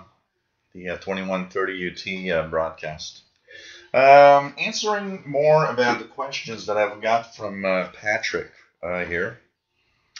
So Patrick is a new listener. So Patrick is one of the viewers that he's not in the chat room. He says that so he enjoys the show. He stumbled across my show by accident by searching for shortwave stuff on Google, and he came across my channel and saw past live shows and noted when they would be live. So he's picked up a used, it was a friend of his that had this, a used Icom IC-R85. So we are actually starting up with an amazingly good radio, first of all. And he said that he actually set up a piece of wire that goes into a tree in the backyard. He says he knows he has a lot of noise, but he's still picking up a lot of signals. And he's been enjoying listening and also using some of the resources I talk about, the shortwave schedules and the different websites that I talk about to find out what he's listening to. So one of the questions that came to mind to him was, when do we use a single sideband, upper or lower sideband? He says, I'm a little confused about what that mode is and what that is on the radio, and I never know when to use this exactly. So if you listen to the international broadcast band, you got to remember that the international broadcast bands typically are 99% of the time all in AM mode. So Radio Romania and all these big gun stations, you are on AM for that listening. It mixes up a lot of people because when they see AM, for a lot of people, AM rings with the AM radio band where we are listening to our local AM stations, which technically is, because AM is a mode of transmission, technically we're listening to the medium wave band when we're there. But it mixes up a little bit because people look at AM as like, well, AM, but I'm listening to the shortwave station and it says AM, and it's like, what? Yeah, AM is a transmission mode. Amplitude modulation. So international broadcast station use AM mode for transmitting. There's a few exceptions to the rule, like WJHR, for example, in Milton, Florida, on 15555. That one is on upper sideband. But that's some exceptions to the rule that pop up here and there from time to time. You will use single sideband, either upper or lower sideband, pretty much almost everywhere outside the international broadcast bands. So when you're not within the international broadcast bands listening to stations, then pretty much out of that, that's where almost everything you're going to listen to is in single sideband. Now, when do you use upper or lower sideband? Consider that lower sideband is almost, and once again, these rules are not fixed. They're not 100% rules. There's always some exception to these rules. The majority of signals out of the international broadcast bands and out of the amateur radio bands. And that's where an understanding of what are the frequencies of these bands as you tune around your radio is important, because you'll know when you're in an international broadcast band, or if you're an amateur radio band, or if you're just out of these bands and technically, not in one of the two categories of amateur radio or international broadcasts. If you're not in one of those, 95% of everything you listen to is an upper sideband. There's exceptions to the rule. So, for example, there's a lot of fishermen and all sorts of weird transmissions from two-way radios that you can listen to from time to time. It happens very often to use lower sideband. So, for example, when I try to tune around and find pirate stations in the upper 6 megahertz, one of the things that will come up in the 6 megahertz is that sometimes you'll hear talking. And when you hear that talking, it happens that it's lower sideband that you'll hear the talking. So there are exceptions to the rule on some signals, but 95% of everything outside of the AM bands and the international broadcast bands, upper sideband is the mode to use. Lower sideband, there's these exceptions that I was just talking about. Some signals from time to time will pop up in lower sideband from two-way transmissions. But lower sideband will be used usually in the lower frequency amateur band. So the below 10 megahertz rule for most amateur radio bands. Once again, there's an exception to the rule. So below 10 megahertz, if you're in the hand band, lower sideband. So, 40 meters, 7 megahertz, 80 meters, 3 megahertz, 3.67 megahertz, 160 meters, 1.8 megahertz. These are in lower sideband, except two rules. There's a 60 meter hand band, which are 5 or 6 channels in the 5 megahertz range. These are exceptionally in the upper sideband mode. And the other thing is, if you're trying to decode digital modes in the amateur band, digital modes by default are always in upper sideband. So any digital mode that you want to listen to in the bottom part of every amateur band will always be upper sideband to decode. What happens if you're in lower sideband? You'll be able to decode it, but sometimes in the software you use, you'll have to use the inverted mode because it inverts the tones. So you got to use the inverted mode in the software for decoding.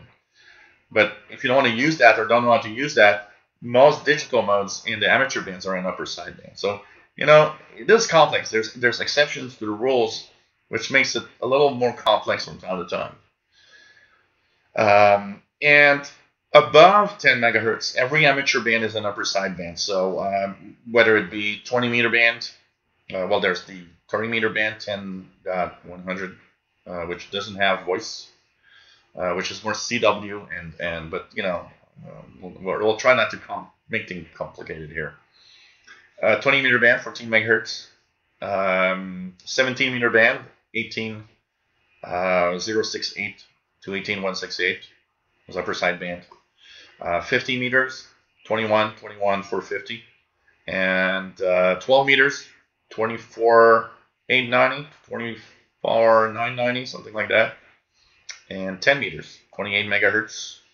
Exception on the 10 meter band, you will have upper sideband, 28 to 29 megahertz. There's a little portion of AM mode in the bottom part, 29 megahertz, and there's FM mode in the upper part of 29 megahertz, which when propagating is actually a lot of fun to listen to.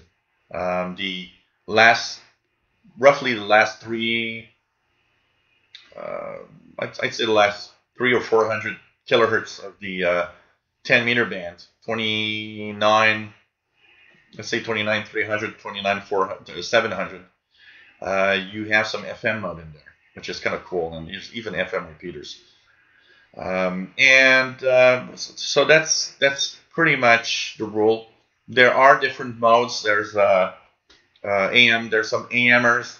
We were talking earlier. I don't know if you can hear some right now.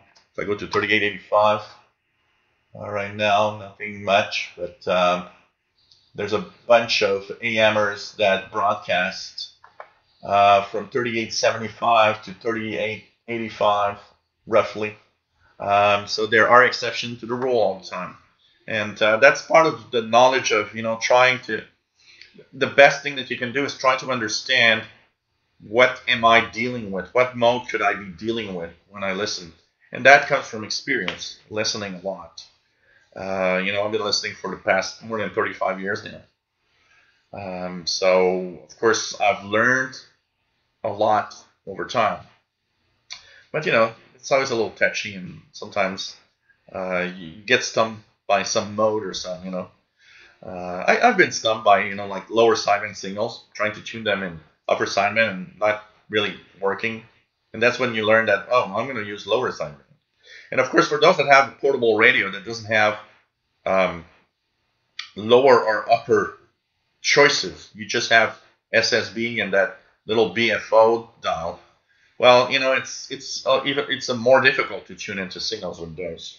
But it's just take the time to, you know, tune around, basically, and try to, you know, center your frequency and just, you know, play with the radio on the BFO dial, little BFO button to clear or tune into that single sideband signal.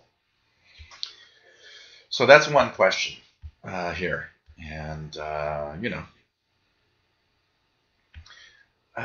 what else? Let's go down here. Let's go down here.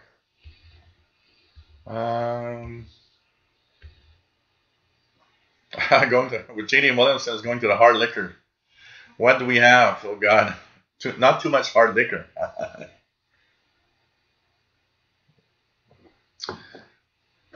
So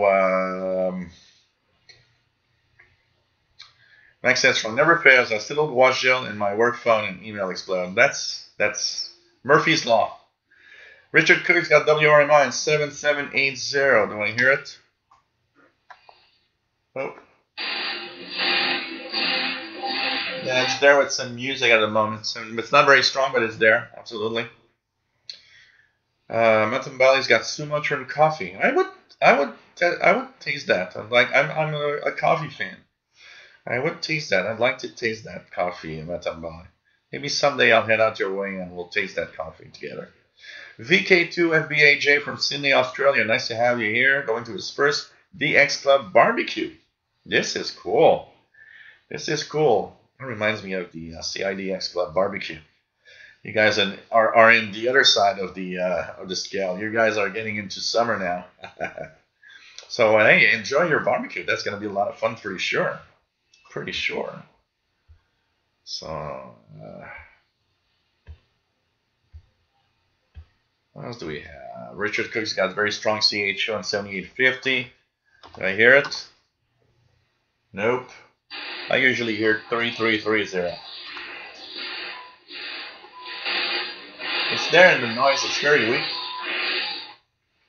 This week was, I think it was Thursday night. I tuned it with such a clarity that I've not heard in a long time. It was amazing. Amazing.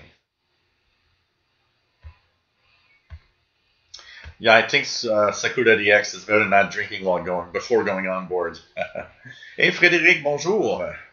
F4 ECA from France. Nice to have you on board. Pretty cool. Tony Perron, nice to have you here. So yeah, we've had some. We had about 6 inches of snow, and it's I think still snowing. Yep, still snowing outside. It looks like winter. And actually, the first time that you look outside and it kind of feels Christmas or Christmassy like. KC9KUH, nice to have you here. Pretty cool. What else do we have? Hey, Ralph Bender, nice to have you here. Just hello for a moment. I'm him, but in the background, still a little bit work to do. Cool. Take care, my friend. Nice to have you here, Ralph. So, pretty nice. Alan, nice to have you here. Alan W. recently purchased a Walbrook ALA 1530, and its performance is truly amazing. It's really quiet and when you compare it to his long wire antenna, and I can hear stations that were otherwise inaudible. Pretty cool. Pretty cool. I'll need to have one of those and test it. So many people are having amazing performances with that. I really need to have one for sure. Vancouver Island DX says, this morning, a couple of neighborhood hams invited me to their club meeting. I'm much more interested in long-wave video and shortwave listening, but we'll probably go anyway just to check it out. Yeah, absolutely. Why not? I mean, radio guys are radio guys, and sometimes you have a lot of, you can have nice conversations. Bullfrog 89, good portable that has upper-lower sideband. The Texan PL660, 680 have separate upper-lower sideband mode, which makes tuning the signals easier. These are pretty good. The Texan PL880 is also another one that's really good for upper-lower sideband. If you can get your hand on a Grundig G5, which is one of the best portables I've ever owned, separate upper-lower sideband also. This is nice. You know, when you try to get separate upper-lower sideband on the portable, it actually does help a lot, honestly. And that would be nice. Vianney Arsenault, bonjour, bienvenue. Nice to have you here. Toujours un plaisir.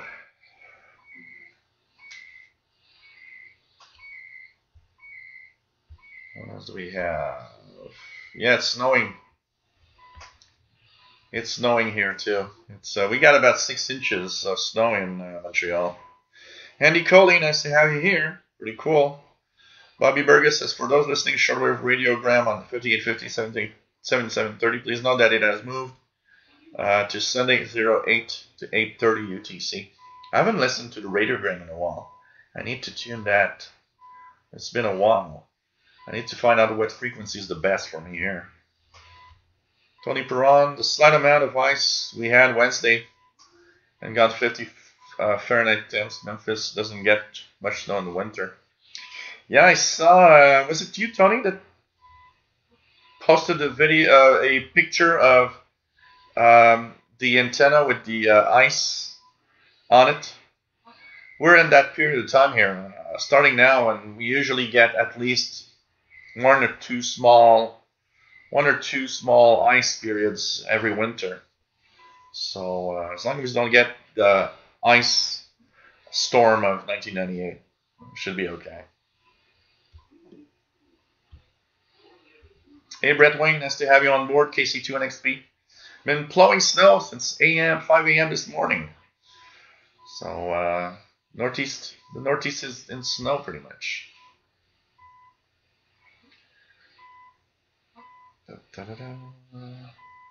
Peculiar transmission at 4460 on 800.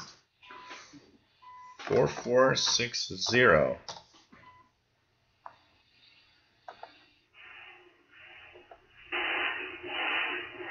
I'm just gonna do one thing because I will. Okay, that's okay. Okay. Not receiving much here. Lots of interference in that range for me. So,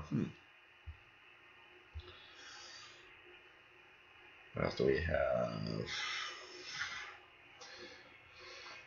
have? Yeah, Max is strong. Absolutely, radio is radio. Ham, shortwave, medium wave, long wave, whatever. Radio is radio, absolutely. It's all great. The Royal Air Force Volmet from UCAN 5450, yep, 5450. Upper, there we go.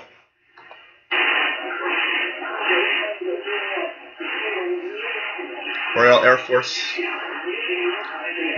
Yeah, another example, PLF radio says. The XH Data D808 has separate upper lower sideband, so that's a good one.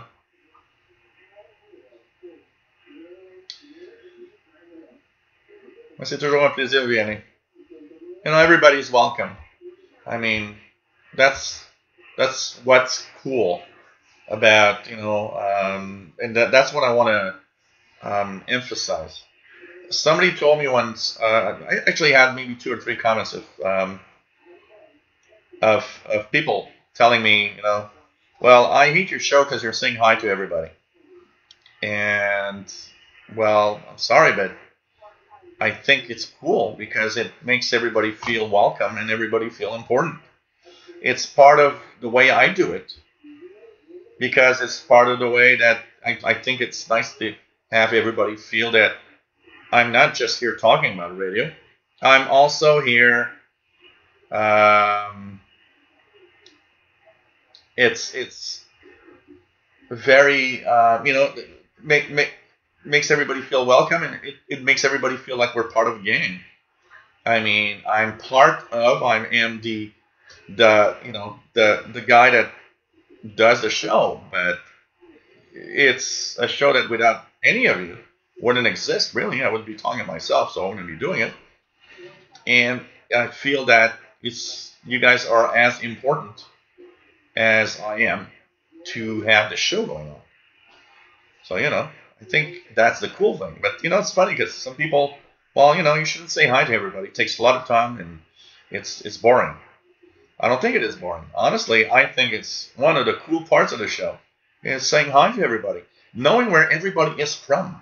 You know, it's like I'm amazed all the time. I look tonight at just, you know, you got people from Europe, you got people from Japan, from Philippines, we got people from Australia, we got people from literally everywhere. You know, United States, across North America, pretty much, almost every province in Canada. I mean, it's a lot of fun. Also, to know where everybody's from. It's an international audience, and it's cool to see that. And it's cool to have, and I think it's cool to have everybody feel welcome at the same time. Elton Byington, what is pumping noise interference on your radio? So it's like the tonight propagation transition, but has been going on for a long time and seems independent of frequency. You know what? there's a very interesting thing. For example, you guys can see all the interference on the bottom part of 5 megahertz here. Well, if I tune in, for example, to 4800, just look at the bottom part of 5 megahertz. It doesn't show on this part. So now I'm below the frequency. And if you look at the right edge, I don't have that noise. From here, I don't have that noise. But I go back to 5300. This has been something mysterious for me. Well, now the well, whoops. It's like so weird that I don't fully understand why it does that. So here we've got 5350, 53.7 with some noise like this. But if I go to 5 megahertz and look at the right side of my screen on 5350, let's just try to bring it up a little bit. Well, it's there, but I don't have the same noise for some reason. But when you listen to a signal, it just doesn't have less or more noise. It's very bizarre, and that I've been trying to kind of understand, and I don't see why it doesn't. And it happens only in a couple of very specific places. 5 megahertz, 3 megahertz, I got it. On the upper band, it doesn't do that. It's very weird, honestly.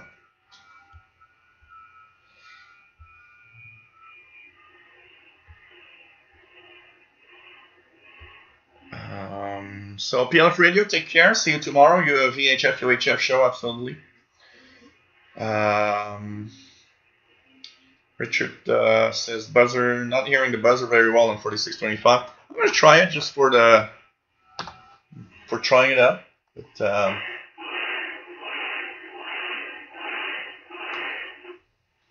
haven't heard much of the buzzer since, 2 weeks ago when I heard it here live. I haven't heard really much more than that since then.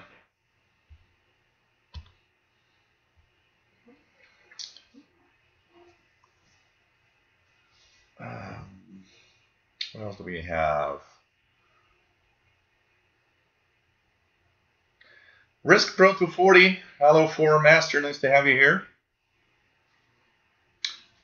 All are welcome. Absolutely. Absolutely. Matam Bali says, sounds like a troll. Criticism for being a polite and considerate host. Yeah, probably. And I think the way I do it is nice because everybody feels welcome. And you know what? It has a link also. I mean, you guys are there in the chat, but by having me introduce and say hi to everyone, it's like, you know, I consider this as like being in a big room and being the host of a party. And as the host of a party, one of the first things you need to do is, of course, introduce to everybody the people that are joining your party. So this is kind of the same thing here. I will introduce to everybody the people that are in the chat because we're part of that big radio party that we're having together. And now I'm having a Trois Pistoles, which is a dark beer, which is pretty good too. So cheers, everybody. This is the second and last beer before I go to the karaoke tonight.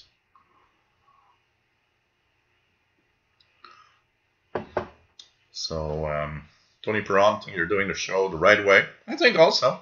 It makes everybody feel welcome and important, which is important to do, by the way. Max S. Strong says, I enjoyed the chat room as much as I enjoy Gel, compliment each other. Yeah, absolutely. It's, you know, it's everything. The chat is really a lot of cool. The chat is really, really very cool. So, you know, it's kind of fun. We all share the same passion for something that is unusual. I mean, shortwave radio is unusual. And this is cool because we're we feel great together in this space where we all have fun with our passion of radio. And you know, what I particularly like also is the great respect, because we have a mix of amateur radio operators and a mix of listeners. As a host, a lot of people will listen to me and say, well, you must be a ham radio operator. You got a lot of knowledge. And no, I'm not. But I still host this. And there's a respect. Everybody respects everyone. Whether you're a ham radio operator or just a radio listener. There's no, I am better than you or you're better than me. We're all equal. We're all having fun. We're just enjoying that great moment of having these live shows, you know. I was telling a friend of mine the other day that was talking to me about my live shows. You know, when I get old and too old to do whatever, I'll be able to think back and say, wow, I remember those times when I used to have that live show and meet people from all around the world that were amazing people, and we shared that same passion of radio that we have, you know. And it's actually what is even more interesting here, and I don't know if you guys feel that. Even though whatever country you are from,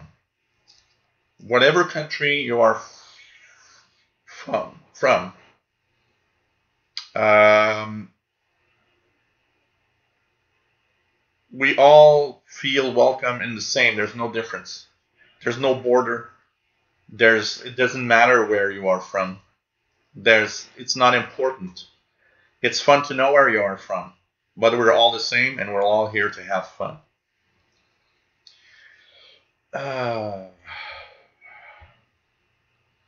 Thank you to whoever did.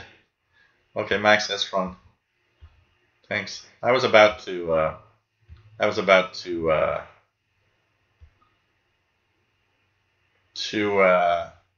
delete it. I hate the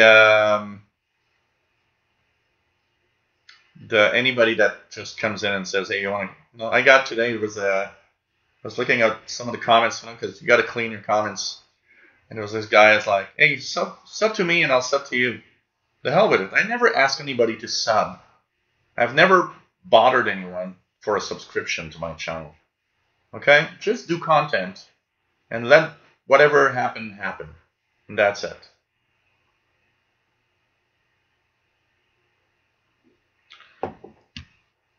Yeah, that's what it looks like, Fastload.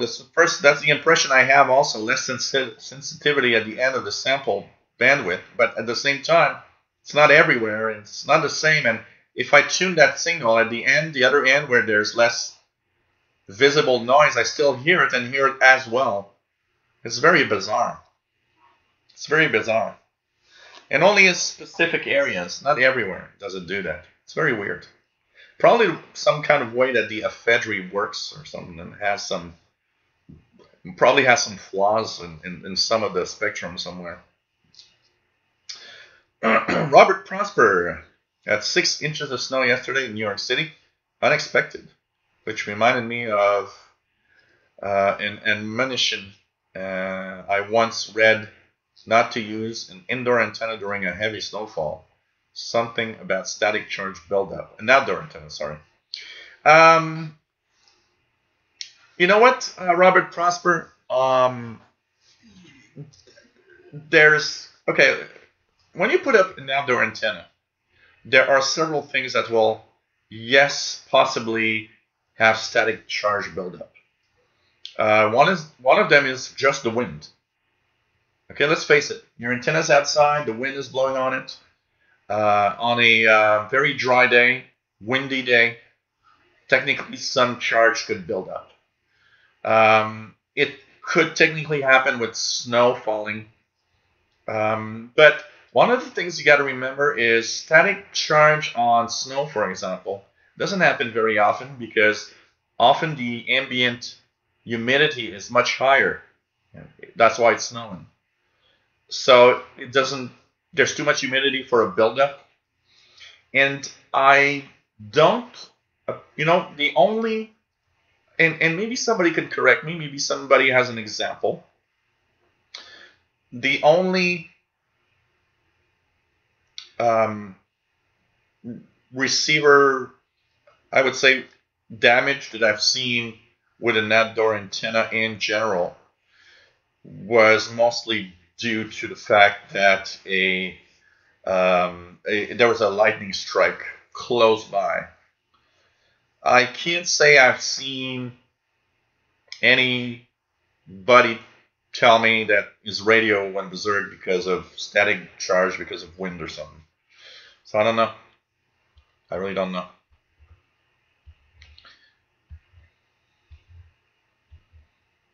Andy Cully says you do a great show. It's just right. Cool. Hey, G3ZEN. Nice to have you here. The sound is from sci-fi movie Contact. Yeah, Contact. I saw something that I think I passed right over.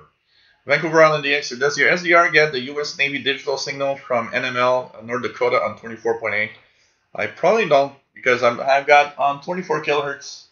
I got a lot of noise on that low part of the band. So here I've got nothing.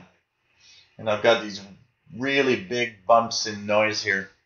The only thing I hear in the low part of the long wave band is the non-directional beacons like this one from the airport here. This is one. YUL on 248 kilohertz. What is it? U. This UL on 248.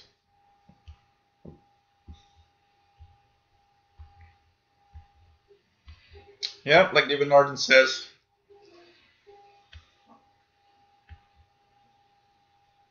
Everyone. Mike Hanna, 261 Canyon Hopper. Nice to have you here. He's saying hi to all of us. Is very welcome. It truly makes the show awesome. You're an awesome host and do a very good job making sure we all feel welcome. And thank you very much, Mike Hanna.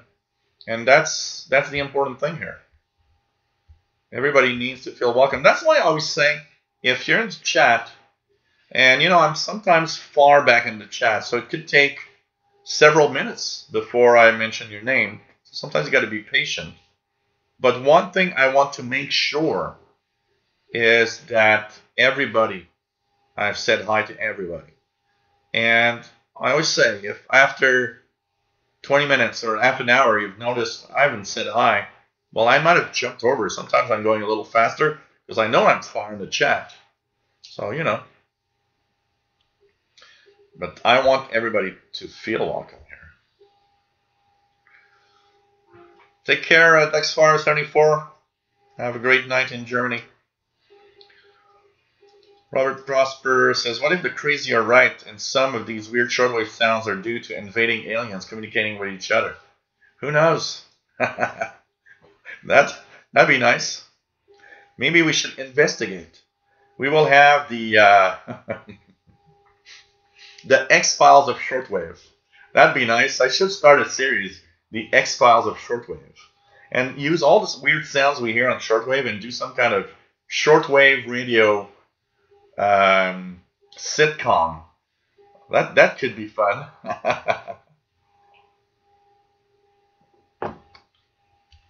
Oh man. Psycho.dx says, Jill, for me to find and join this party every week is precious time. This also gives me to meet many warm-hearted friends from around the world. And it's cool for that, absolutely. It's a lot of fun to have all of you here. Richard Cook says, KBS World Radio French 3955. I'll just try it just out of curiosity if I hear something on 3955. I hear hands.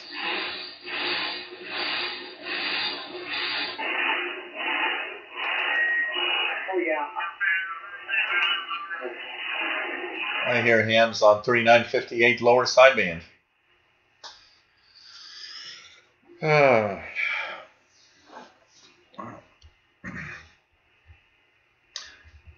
Out and bite and then bring out a beer. Oh, man. What the hell is that? I get all of these buzzings and beep beeps from everything that is giving me notifications on my phone. So, Fast Loud says amateurs on 3958. Yep, that's what I was hearing. That's what I was hearing.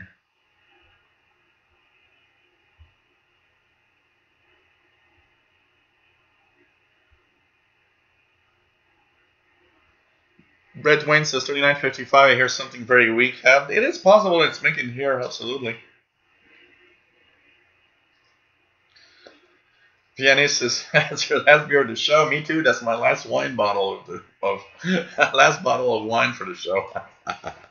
Yeah, well, I have some friends. There's a group that made reservations, and I'm part of that. So I have to go out and eat, and have a little karaoke night tonight, which was planned for a while now.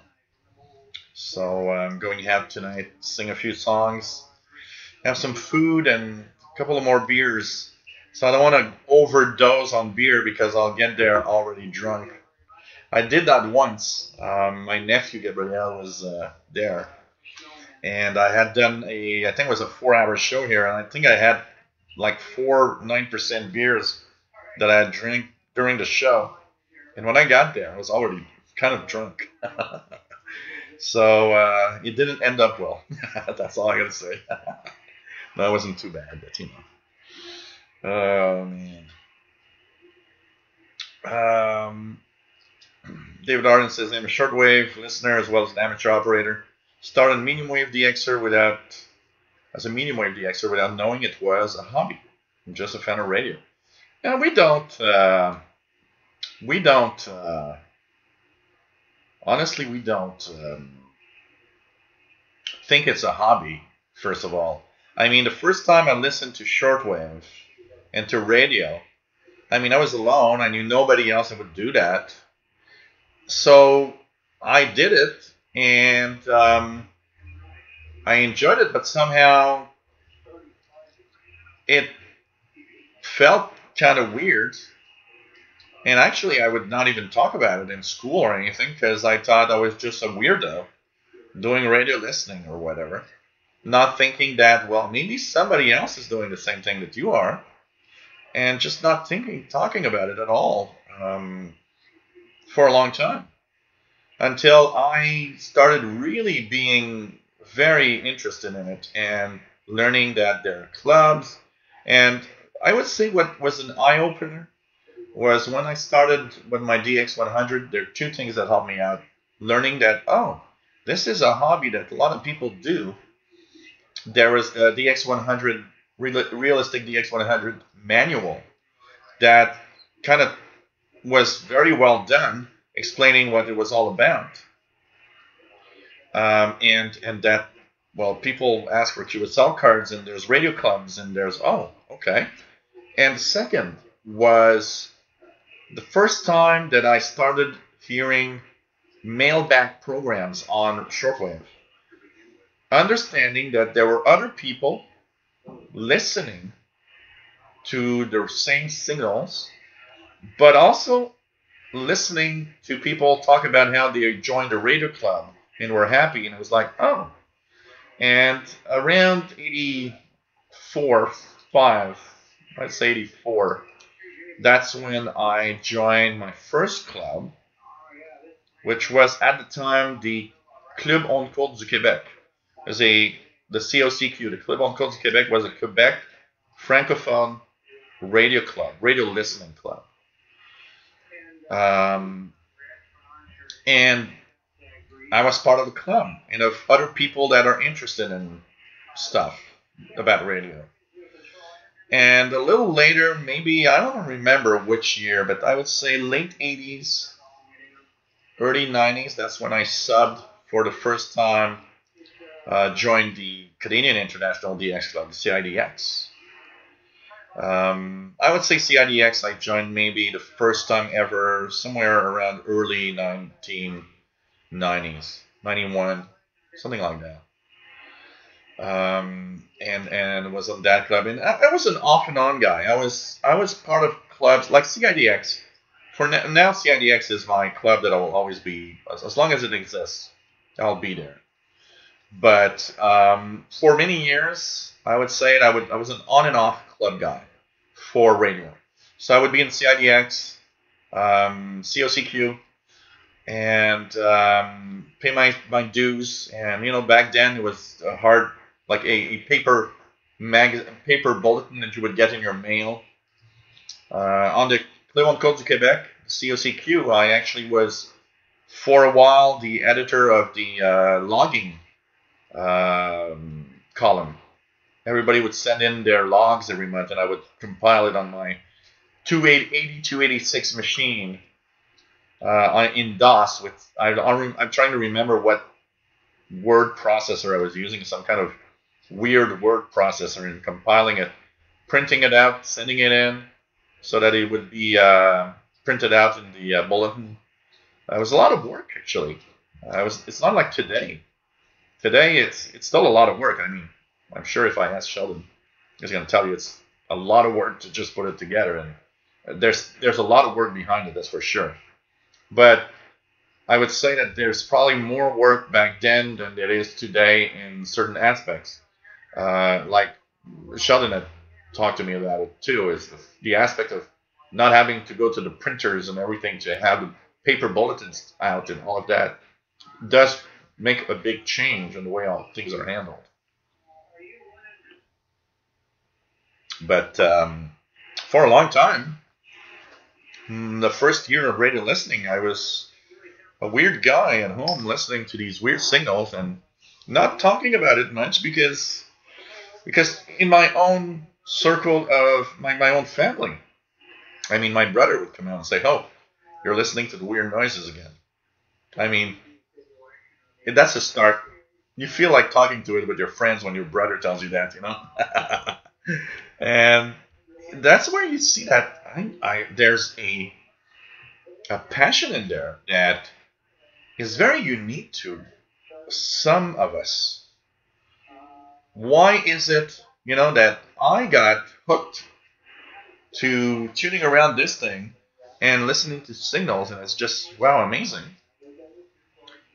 And my brother looks at the same thing. It's like, what the hell? This is like noises, and there's static and random whatever transmissions, and what the hell? I don't see what's interesting in there. And that's where we see that there's a diversity of what people like.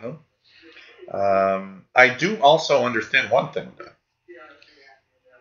I had an early passion for electronics also. So early in my years, I would do little circuits and stuff. I did a speech processor for the Commodore 64 using a chip that I think I still have here, which is the SPO256 speech processing chip that you could buy at Radio Shack. And you would build a little circuit. And with my Commodore computer, I was able to send it commands and have it speak words. So I had an interest in electronics. And I think when you have an interest in electronics, things like that become interesting because part of it is electronics. And, understanding what all of that does and how it works, it's kind of cool.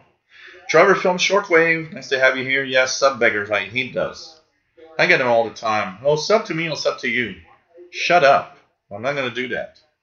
If you annoy me with a sub, forget it. I'm not subbing. If I sub to your channel, it's because I like what you do.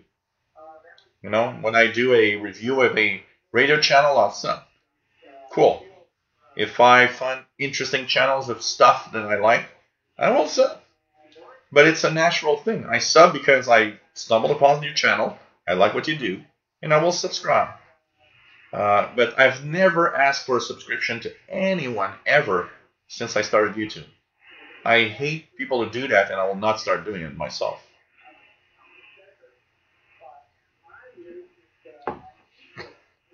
W5KJL says, I am a ham operator, but I come here because my first interest was shortwave listening. One interest can and does lead to another. It's all radio and it's all fun. I learn new things from every show.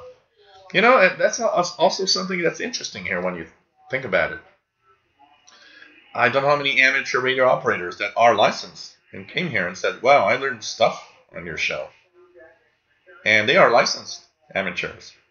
So it shows that, we don't know everything. And there are aspects of the hobby that I clearly don't know much about. And there's aspects of the hobby I know a lot about. And together, also, what's cool here is that we all learn together, because some of you out there are really good in certain aspects where I'm not that great. And we complement each other also for that. Johnny DX says, we may be outcasts or misunderstood to the outside world as radio nets, but here we all feel welcome. Yeah, and that's the idea behind it. It's really, really to have everybody, be happy here. Below 30 megahertz, take care, have a nice weekend. Tomorrow, by the way, for those that wonder, a VHF UHF show tomorrow. We'll be checking out the world above 30 megahertz. So if you guys want to join in, it's on the official VHF UHF channel. Empty carrier on 6060, says Richard Cook. Max Headstrong says, I really enjoy how polite everyone is. Yeah, we respect each other. I mean, the people here, we respect each other. I think that what makes a lot of trolls mad, And the fact that there's a lot of moderators, well, it's cool because they get out really fast. They don't even have the time. It's funny because I don't even have the time to get distracted by a troll, because you guys take care of him before I even read whatever they posted. All I see is, oh, okay, somebody got removed. Driver film Shortwave, trying to get my new elect SDR to work, might be antenna building tomorrow. Oh, that's going to be interesting. That's going to be a weekend project for you, Driver film Shortwave. Matambali says, love building antennas no matter what kind. Yep. What else do we have? That's nice. Richard Cook saying, yeah, Richard has the new elect also. Yeah, for shortwave it's offset of 125. So I believe it's so it's positive as the 125. Interesting. What else do we have? Hey Matt, welcome back. Welcome back. Hey David in Barcelona. Nice to have you on board. It's nice to have you here as possible. French on 6115, possible CRI 6115. I got Spanish.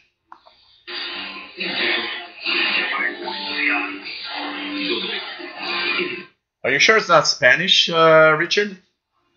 It's WWCR, and at this time they have the Frecuencia al Dia frequent show in Spanish language. You can compare the audio.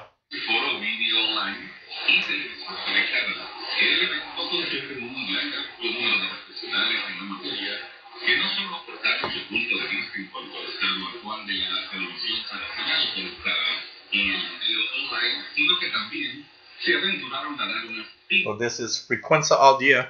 It's from WWCR, Nashville, Tennessee, USA. Their Spanish language kind of DX show or something. Ben Ismail Messaoud, nice to have you here. Bonjour de l'Algérie. Nice to have you on board from Algeria. Pretty cool. Robert Prosper, yes, this would be a good movie plot. The DX files. Oh, yes, that is perfect, David Arden. I like that. We will have a show called the DX files. Oh, man, I love that title. Is it copyrighted, David? The DX files. Pretty cool. Voice of Turkey English on 9610. Oh, let's try that out. I think that's for the Far East or something. Nope. 31 meter band seems pretty dead. Not a lot of signals there. Can tell you. The DX Files. I like that. That would be fun to do some kind of sitcom, a radio-related sitcom of some sort. You know, the DX Files. Oh, wow. That would be great. That would be great. Well, you know what, Matt? MDK2, you just go to balsaway.com and click on the live feed. And it is going to be live streamed on that website. Jerry DX, nice to have you on board doing Christmas shopping tonight. Cool. Any gifts for me? Man, I need to start that. I was thinking about it this week. I can tell you that. Oh, man. Robert Prosper. Shortwave listeners trying to warn the world of impending or ongoing invasion. I like that. That's in the DX Files. We are all a gang listening to these signals, and we got to warn the world that aliens are taking over. That is good.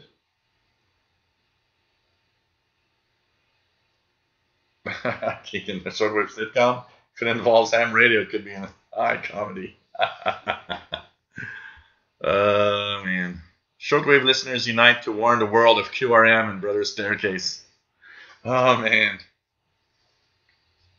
And you take little clips of Brother Staircase and just show how he's the leader of the alien invasion. Oh, man.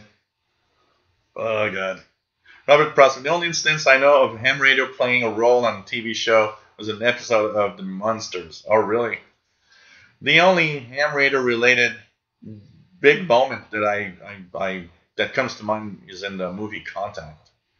I love that movie Contact. It's just, you know, it's far-fetched. It's, of course, it's science fiction, but it's an amazing movie for me, and it has that amateur radio aspect to it, and you know, I like space and everything. So Matt says, listening to one of my Facebook shortwave shows, Behavior Night, WBCQ 749.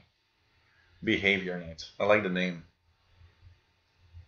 John Lougheed, nice to have you here from Alaska Highway. Wow. Nice to have you on board from Alaska. LN321, nice to have you here. Did you take your LN321 handle from an electronics part? Or is LM321 the chip? I'm trying to remember.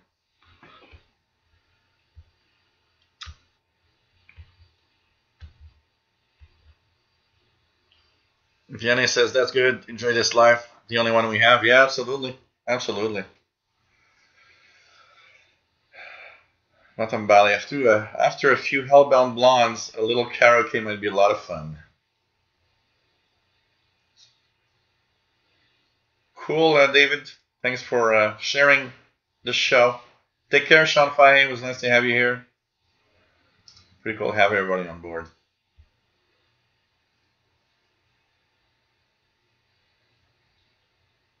I like that. Mike Hanna. Sing us a song. You're the shortwave radio man. Sing us a song tonight because we're all in the mood for shortwave and you got the spirit all right. Oh, man.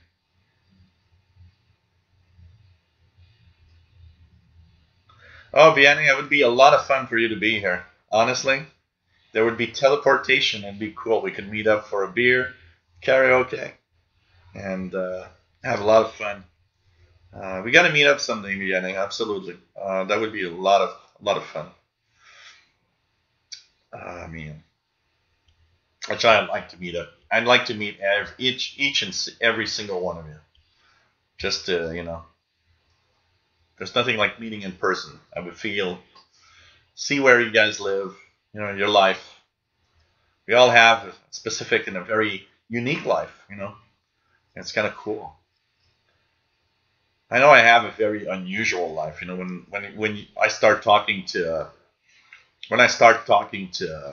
people about, you know, I live my life off of YouTube and do live shows like this, and so I mean, they look at you like, wow, you're something weird, you know, you're so special doing or being able to do that. when we all have our, little 9-to-5 jobs and whatever. And it's easy to lose sight of that. And I had somebody this week tell me something about it, because I said, okay, well, I gotta go do some YouTube videos. And he looked at me and said, wow, it looks like it's a chore today for you of doing it. And I said, yeah, well, I gotta do them, but it's not the day that I feel like I'm gonna do a lot of them. And that person looked at me and said, do you realize how unique and special your life is? Being able to stay at home, do videos, and live off of it, and do live shows that people from around the world watch. And that's your work life. And he looked at me and said, man, you got to realize that you've got an amazing, very peculiar life that not a lot of people are actually doing. And it kind of it gave me a little boost, because it was like, yeah, you're right. You know what? I live my life like not a lot of people are able to do. And I have the possibility of doing so much more of what I want to do than most people. And yeah, but it's easy to lose sight of that when you do it for a long time. And I was like, yeah, I need to understand that. I mean, look at that. I'm here and people from around the world are watching. I never thought I would do that ever. When I was 15 years old, and you tell me, hey, when you'll be an old 50-year-old fart, you're going to be doing live shows on YouTube.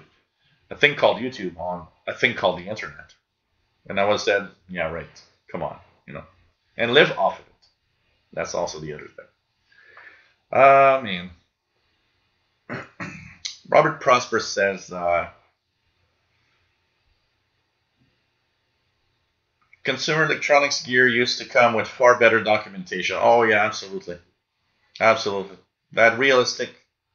You know what? I'm not sure I would have stayed a faithful listener to all of this if the manual that came with my realistic DX100 didn't explain really well what this is all about. Matt says, I got the Thanksgiving turkey in the car with me while I wait to pick up my daughter from school. I hope it's not alive.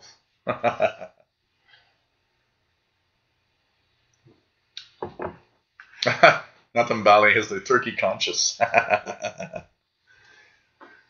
What did the turkey do before? Well, the turkey listened to the shortwave show from this guy in Canada before it was, decapitated and cooked. It does sound horrible saying it like this, and you want to eat the turkey afterwards. I just ripped his head off and cooked it for 6 hours. Oh man, there's a friend of mine that is vegetarian, and she is always posting pictures of beautiful cuddly animals and why we shouldn't eat them because they're so cute. And I didn't post on her wall, but I posted on my wall because I know she sees everything that I post on Facebook. And I posted, a small, cute little pig. It's cute, but it won't make me turn away from my morning bacon that I love so much. Oh man.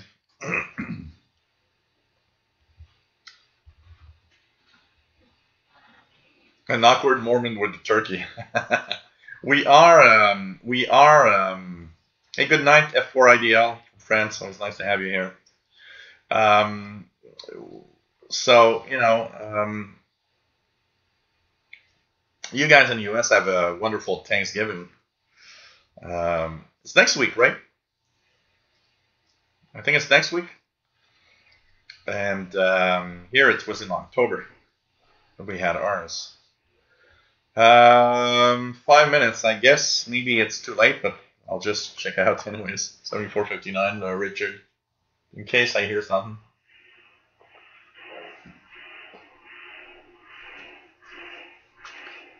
So Keegan says, my dad W9JEF has talked with hams on Thanksgiving and sometimes would say hello.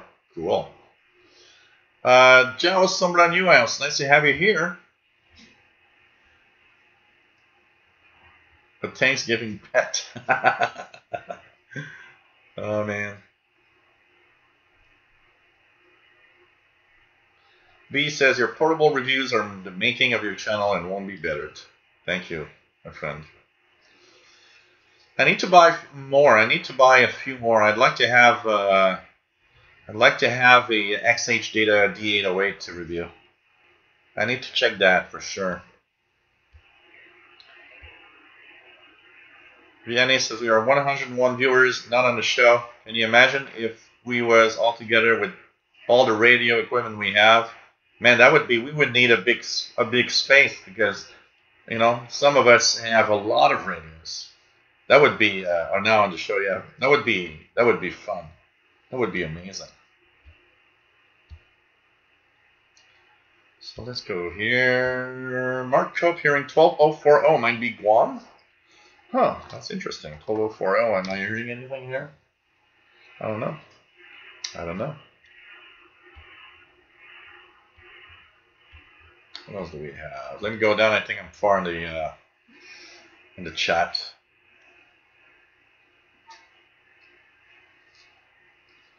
Matam Valley. Rudest thing that ever happened on this chat was when the neighbor's cat attacked Jill, and even then, he was pretty tolerant.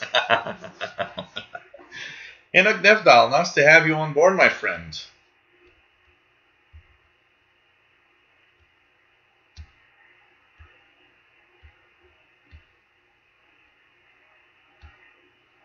I think I'm really far in the chat right now, so I will go down as fast as I can and try not to miss anything. Matt says, this is probably a question with an obvious answer, but will my coax feed lines, which are high quality, be okay if I leave them on the ground, or should I put them in some pipe for protection? They should technically be okay even if they are unprotected. But if you can put them in some kind of pipe for protection that is sealed to prevent water from getting in, they might last longer. One of the things also that feed lines will suffer, it's something we don't think about, but the UV rays from the sun. You know, we got to protect ourselves when we go to the sun. Well, all things coax and antenna are actually altered by the UV radiation in summer days when the UV rays are the maximum. And you can see UV rays really attack the PVC and the plastics that are used on coax quite a lot. It's very surprising the damage it causes. So technically, of course, a pipe is a good solution to prolong the life, because these are not eternal. You know, with wind, rain, with everything, you know, snow, sleet, ice, the sun, they do get damage over time. But you know,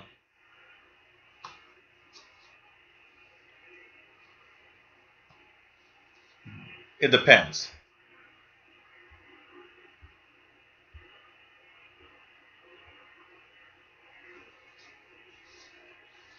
Yeah, the DX files.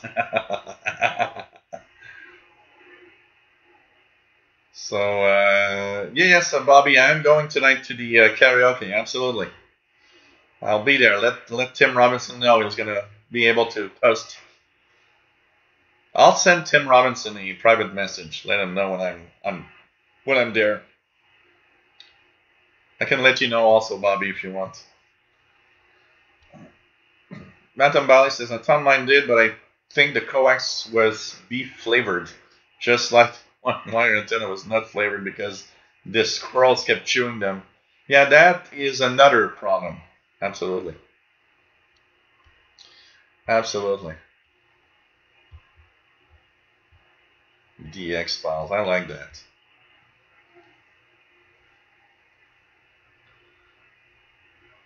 And I would tend to agree with Matambali on this. Matambali, if you have high grade, expensive coax because it's good quality, why not take the time to have PVC and have them housed in something that won't let them go in the in the wind and everything, and the bad weather. And you can have your, that's the thing we don't think about. But wiring can be chewed by animals sometimes,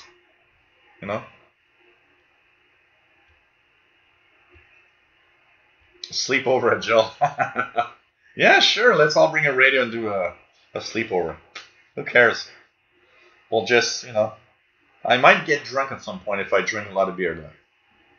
But it doesn't matter. You guys can, when I get drunk, it doesn't matter. I sleep so tight that you guys could have 100 radios working with 100 different signals, and it won't even wake me up.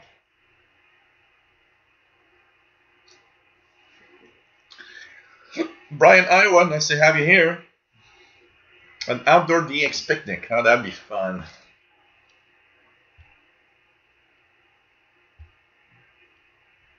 What else do we have?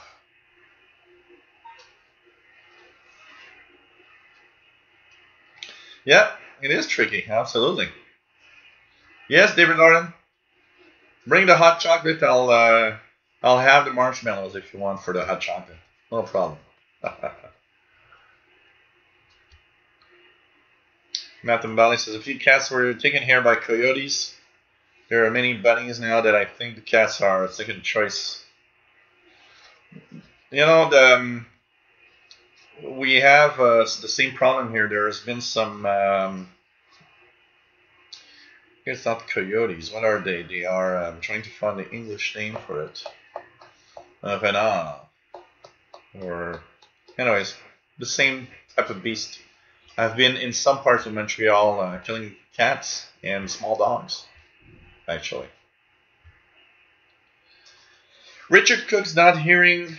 Scott Robson, nice to have you here, by the way. K6AUS, pretty cool. 9420. Well, you know what? It wasn't here earlier also. I've noticed tonight that 9420 was not at all on tonight. Even earlier when I had signals on the 31 meter band from Europe, that signal was not there. So,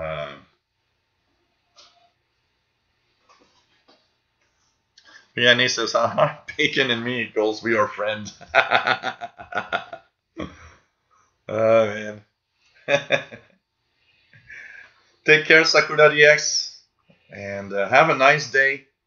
Really, really nice. Yeah, okay, next week. Because Friday is you guys' Black Friday thing. But there's always somebody in Walmart that gets killed because he wants to have that big screen TV before the other one. And basically they're just going to spend time in jail watching a big screen TV. Oh, man. Any plans to be on the air on Thanksgiving? Well, we're going to have a show on Friday. Let me think about that.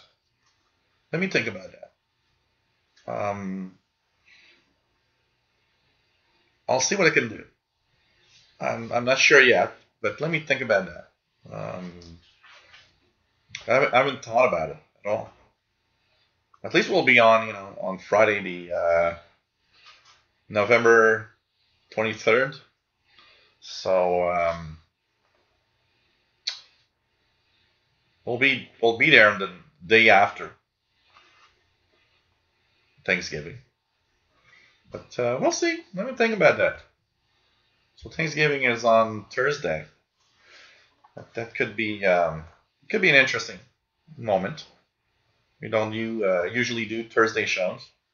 I'll think about that and let you guys know. William Moser, nice to have you here. Richard Cook's got Voice of Korea coming in better on 7570.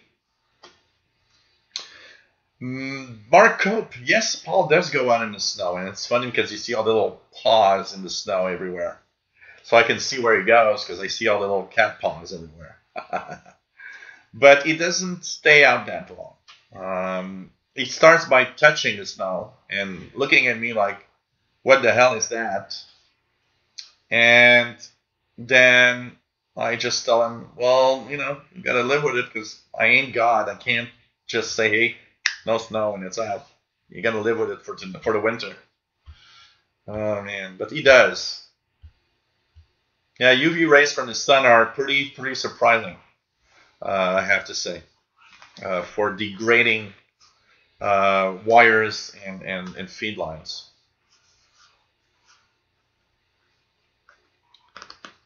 $77.80, nice music. Yeah, WRMI. Want to hear it? It's very.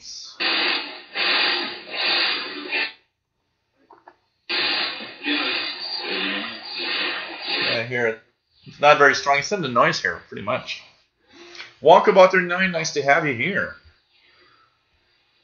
Nice to have you here. Bobby will have the feet up on the TV. Vancouver Island DXer says, I have used cheap garden hose to protect coax both underground and just resting on the ground. Oh, this is not a bad idea, actually. A garden hose.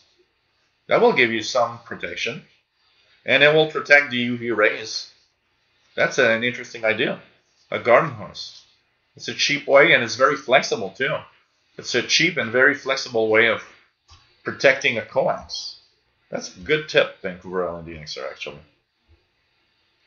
Matham Valley, that's a great idea. A garden hose is cheap. Absolutely. It is a great idea. And actually very interesting, and it's flexible. Arthur's Crafter's Kitchen says, I thought of you on the other night, picked up a copy of Bog and Doug McKenzie's Great White North album on vinyl. Ah, man. On vinyl. I wish my turntable would work again. I need to get I can't find a darn needle for my turntable. I'll need to buy a new turntable if it continues like this.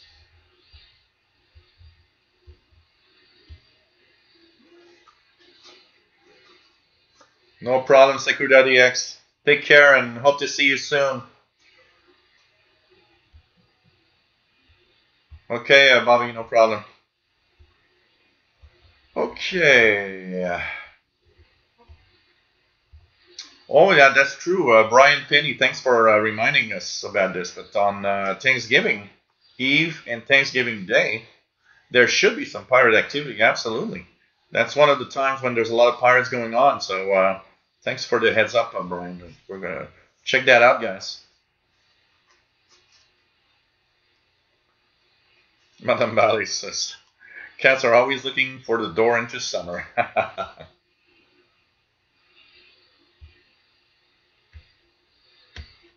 Okay, what do we have? What do we have? Scott Robson, old time music on 7490. I don't usually hear WBCQ much here. Yep, it's very weak. It's there, but very weak.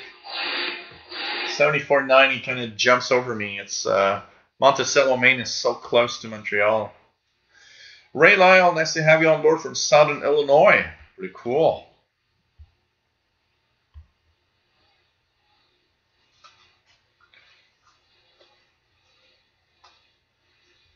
What else do we have? What else do we have? Yeah, I still have, I don't know, I got about 50 records here. About 50 records, but I got the needle is gone. I need to buy one. And yeah, Scott Robson. For me, it's Skip Zone. I will get 5130 most of the time later. Like tonight, there's the, I won't be home, but on Friday nights, usually around 8 p.m., 0100 UT, I listen to Alan Wiener Worldwide, take calls and just chat along. It reminds me of this show, but on the radio. Just yapping along about whatever, and just talking about radio and whatever radio stuff.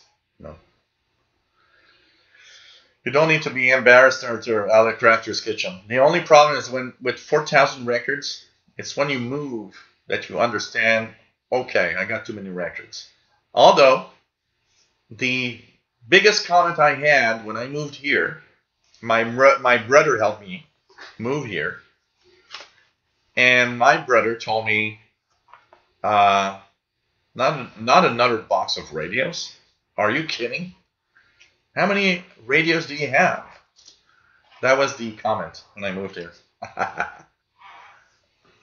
Scott Robson says 7490 is getting into Boston. Okay, cool. Hey, Gary Harriman, nice to have you on board from Tokyo, Japan. And one last little moment. If you guys enjoy what I do, don't forget to help out in some way with a donation. PayPal.me/shortwave. It helps pay for, the expensive internet, and, it helps me pay for equipment and lighting and stuff that sometimes breaks down. And thanks for everybody that have donated. You can send it to the Yahoo email that I'm posting here. And of course, you can become a patron on patreon.com. Patreon.com/radio and computers. And there you can join 12 other patrons, giving me a little something every month. And thanks everybody that have donated. So, a little something that is also a question by Patrick, and is what are my favorite international broadcast stations? I say that my internet, I have a hard time saying I have a favorite station, honestly. I kind of like all broadcasters. There are things I like, things I dislike on every broadcaster. But, if I had to choose, Radio Romania is usually interesting. Voice of Turkey is kind of interesting also to listen to. Radio Havana, Cuba, there are things, they're great Cuban music. There's, however you think about it or consider the show, Arnie Coral's DXers Unlimited is kind of an interesting thing. I do like WRMI a lot for all the relays that they actually put on, which is truly amazing and brings back a lot of stations that would just not be on the air. WRMI is really, really nice for that, with Radio Prague and Radio Slovakia and and all these transmissions like Hobart Radio International and the Voice of the Report of the Week. Of course, Glenn Hauser's World of Radio is always a nice and very interesting listen. But there's a lot of stuff that I like, and it's fun to listen to. One of the things that I would say that I like a lot is when a station is very local and when they give us information. I mean, knowing when a station, things about their own countries, and one of the series I like on Radio Romania is they go back in time and they talk about the communist era of Romania, when it was part of the Soviet bloc, and talking about how things were how things were working and happening at the time, things like that. I do like a lot, and there's part of it that's history that's very interesting to listen to. So it's kind of cool to listen to that. I like things when they are a little local, like Radio New Zealand, where you hear a lot about local news from the Pacific region, things we don't hear at all here. African services of some stations are interesting also. BBC Africa, for example, learning about what's happening in African countries. that you have absolutely no idea, because here in Canada we don't hear anything about African countries unless there's some kind of, you know, really bad thing happening. So it's kind of fun because you learn that there is a world out there. There is something happening out there. But unfortunately, our Western media doesn't talk about it. They just concentrate on always the same thing, you know? So there's a thing like that that's really, really cool.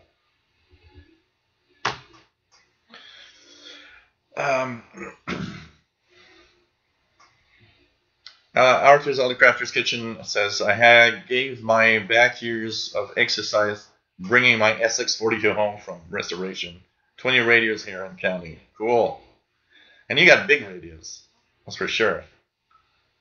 David says, turntable, I use my Hi-Fi system is a Technics SL DD20.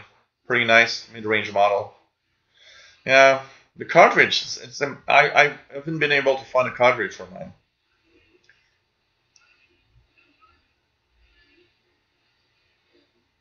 Yeah, you know what? Testing out another great source of shortwave radio reviews and info. Shortwavelistening.com. Great place also. Cyberflyer, Jill, do you remember Radio Sweden calling DXers? Yeah, absolutely. There's actually a very nice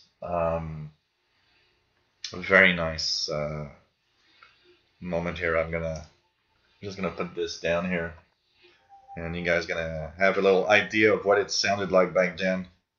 So Sweden calling DXers. So if you guys wonder what's all about, here's a as a free supplement for the subscribers to here's a sounded like this. That's 1980.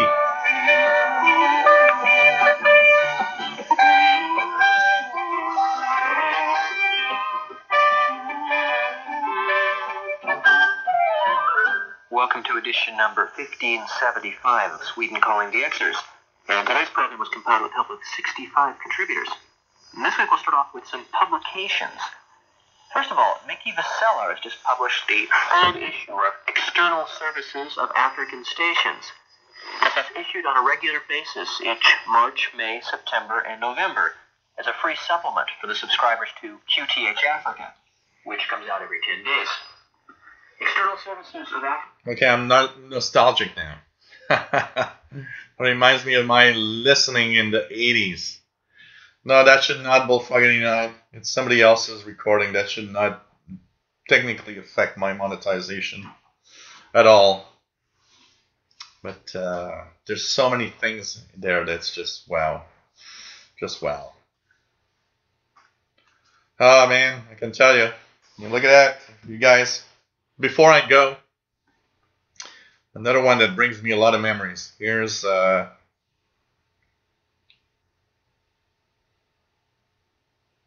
do you guys remember this interval signal for the old people out there, the old people like me?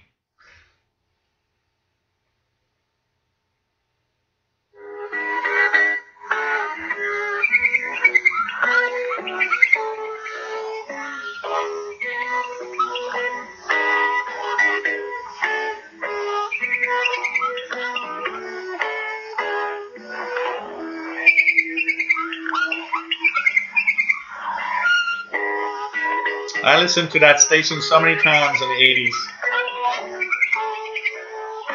I got that QSL, by the way.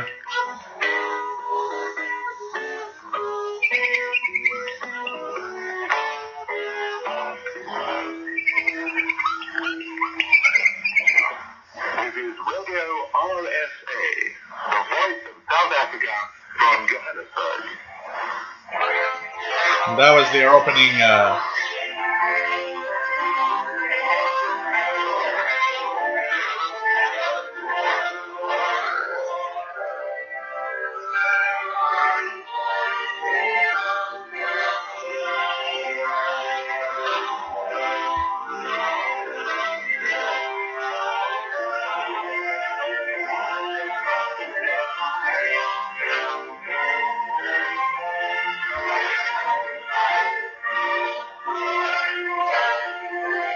That reminds me, that brings me back when I was 14 years old.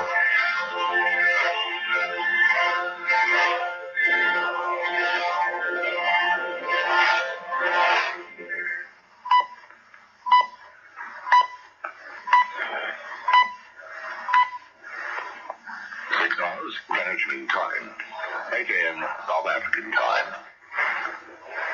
A very good morning to you from the voice of South Africa, Radio RSA.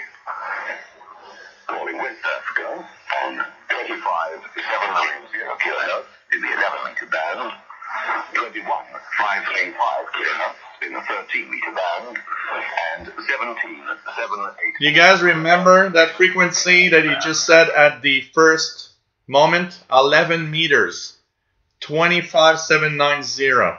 And I actually have a QSL card from Radio RSA on 25,790.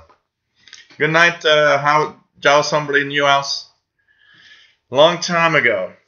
Andy Kelly says, long time ago. Lots of memories on my DX40. 400 probably. Just amazing. Just amazing. AJ Watterson 69. Nice to have you here. Pretty cool. Yeah, there's Scott Robson. There's a lot of recording on YouTube of old shortwave broadcasts. Anybody that wants to just listen to that, you go on YouTube and remember all these stations from back then. Tons of things to listen to. It's just amazing. Just amazing.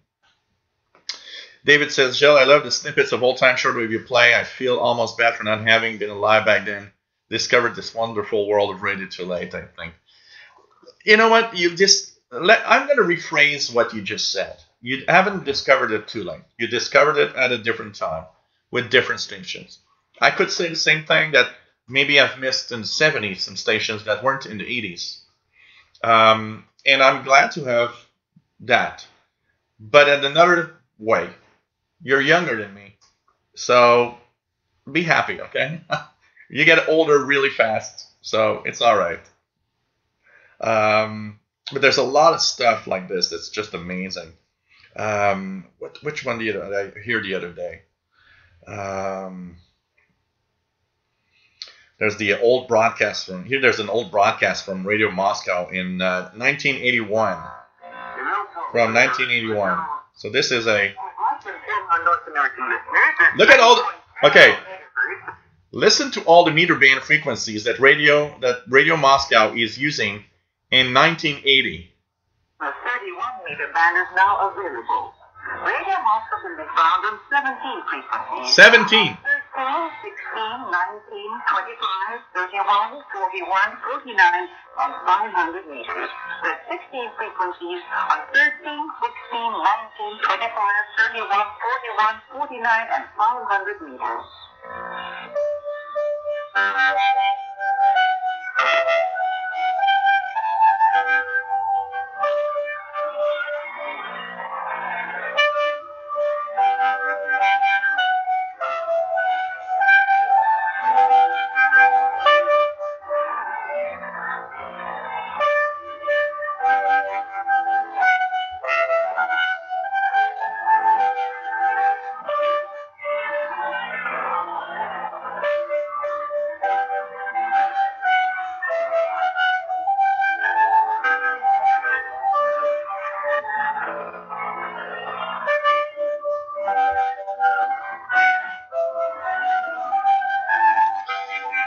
So hey guys, I have to head out for my supper at the karaoke and sing some songs.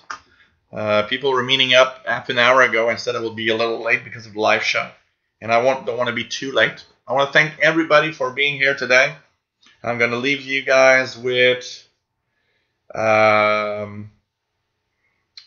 last little recording of something which some of you might remember, and it's the Moscow Nights, Radio Moscow Nights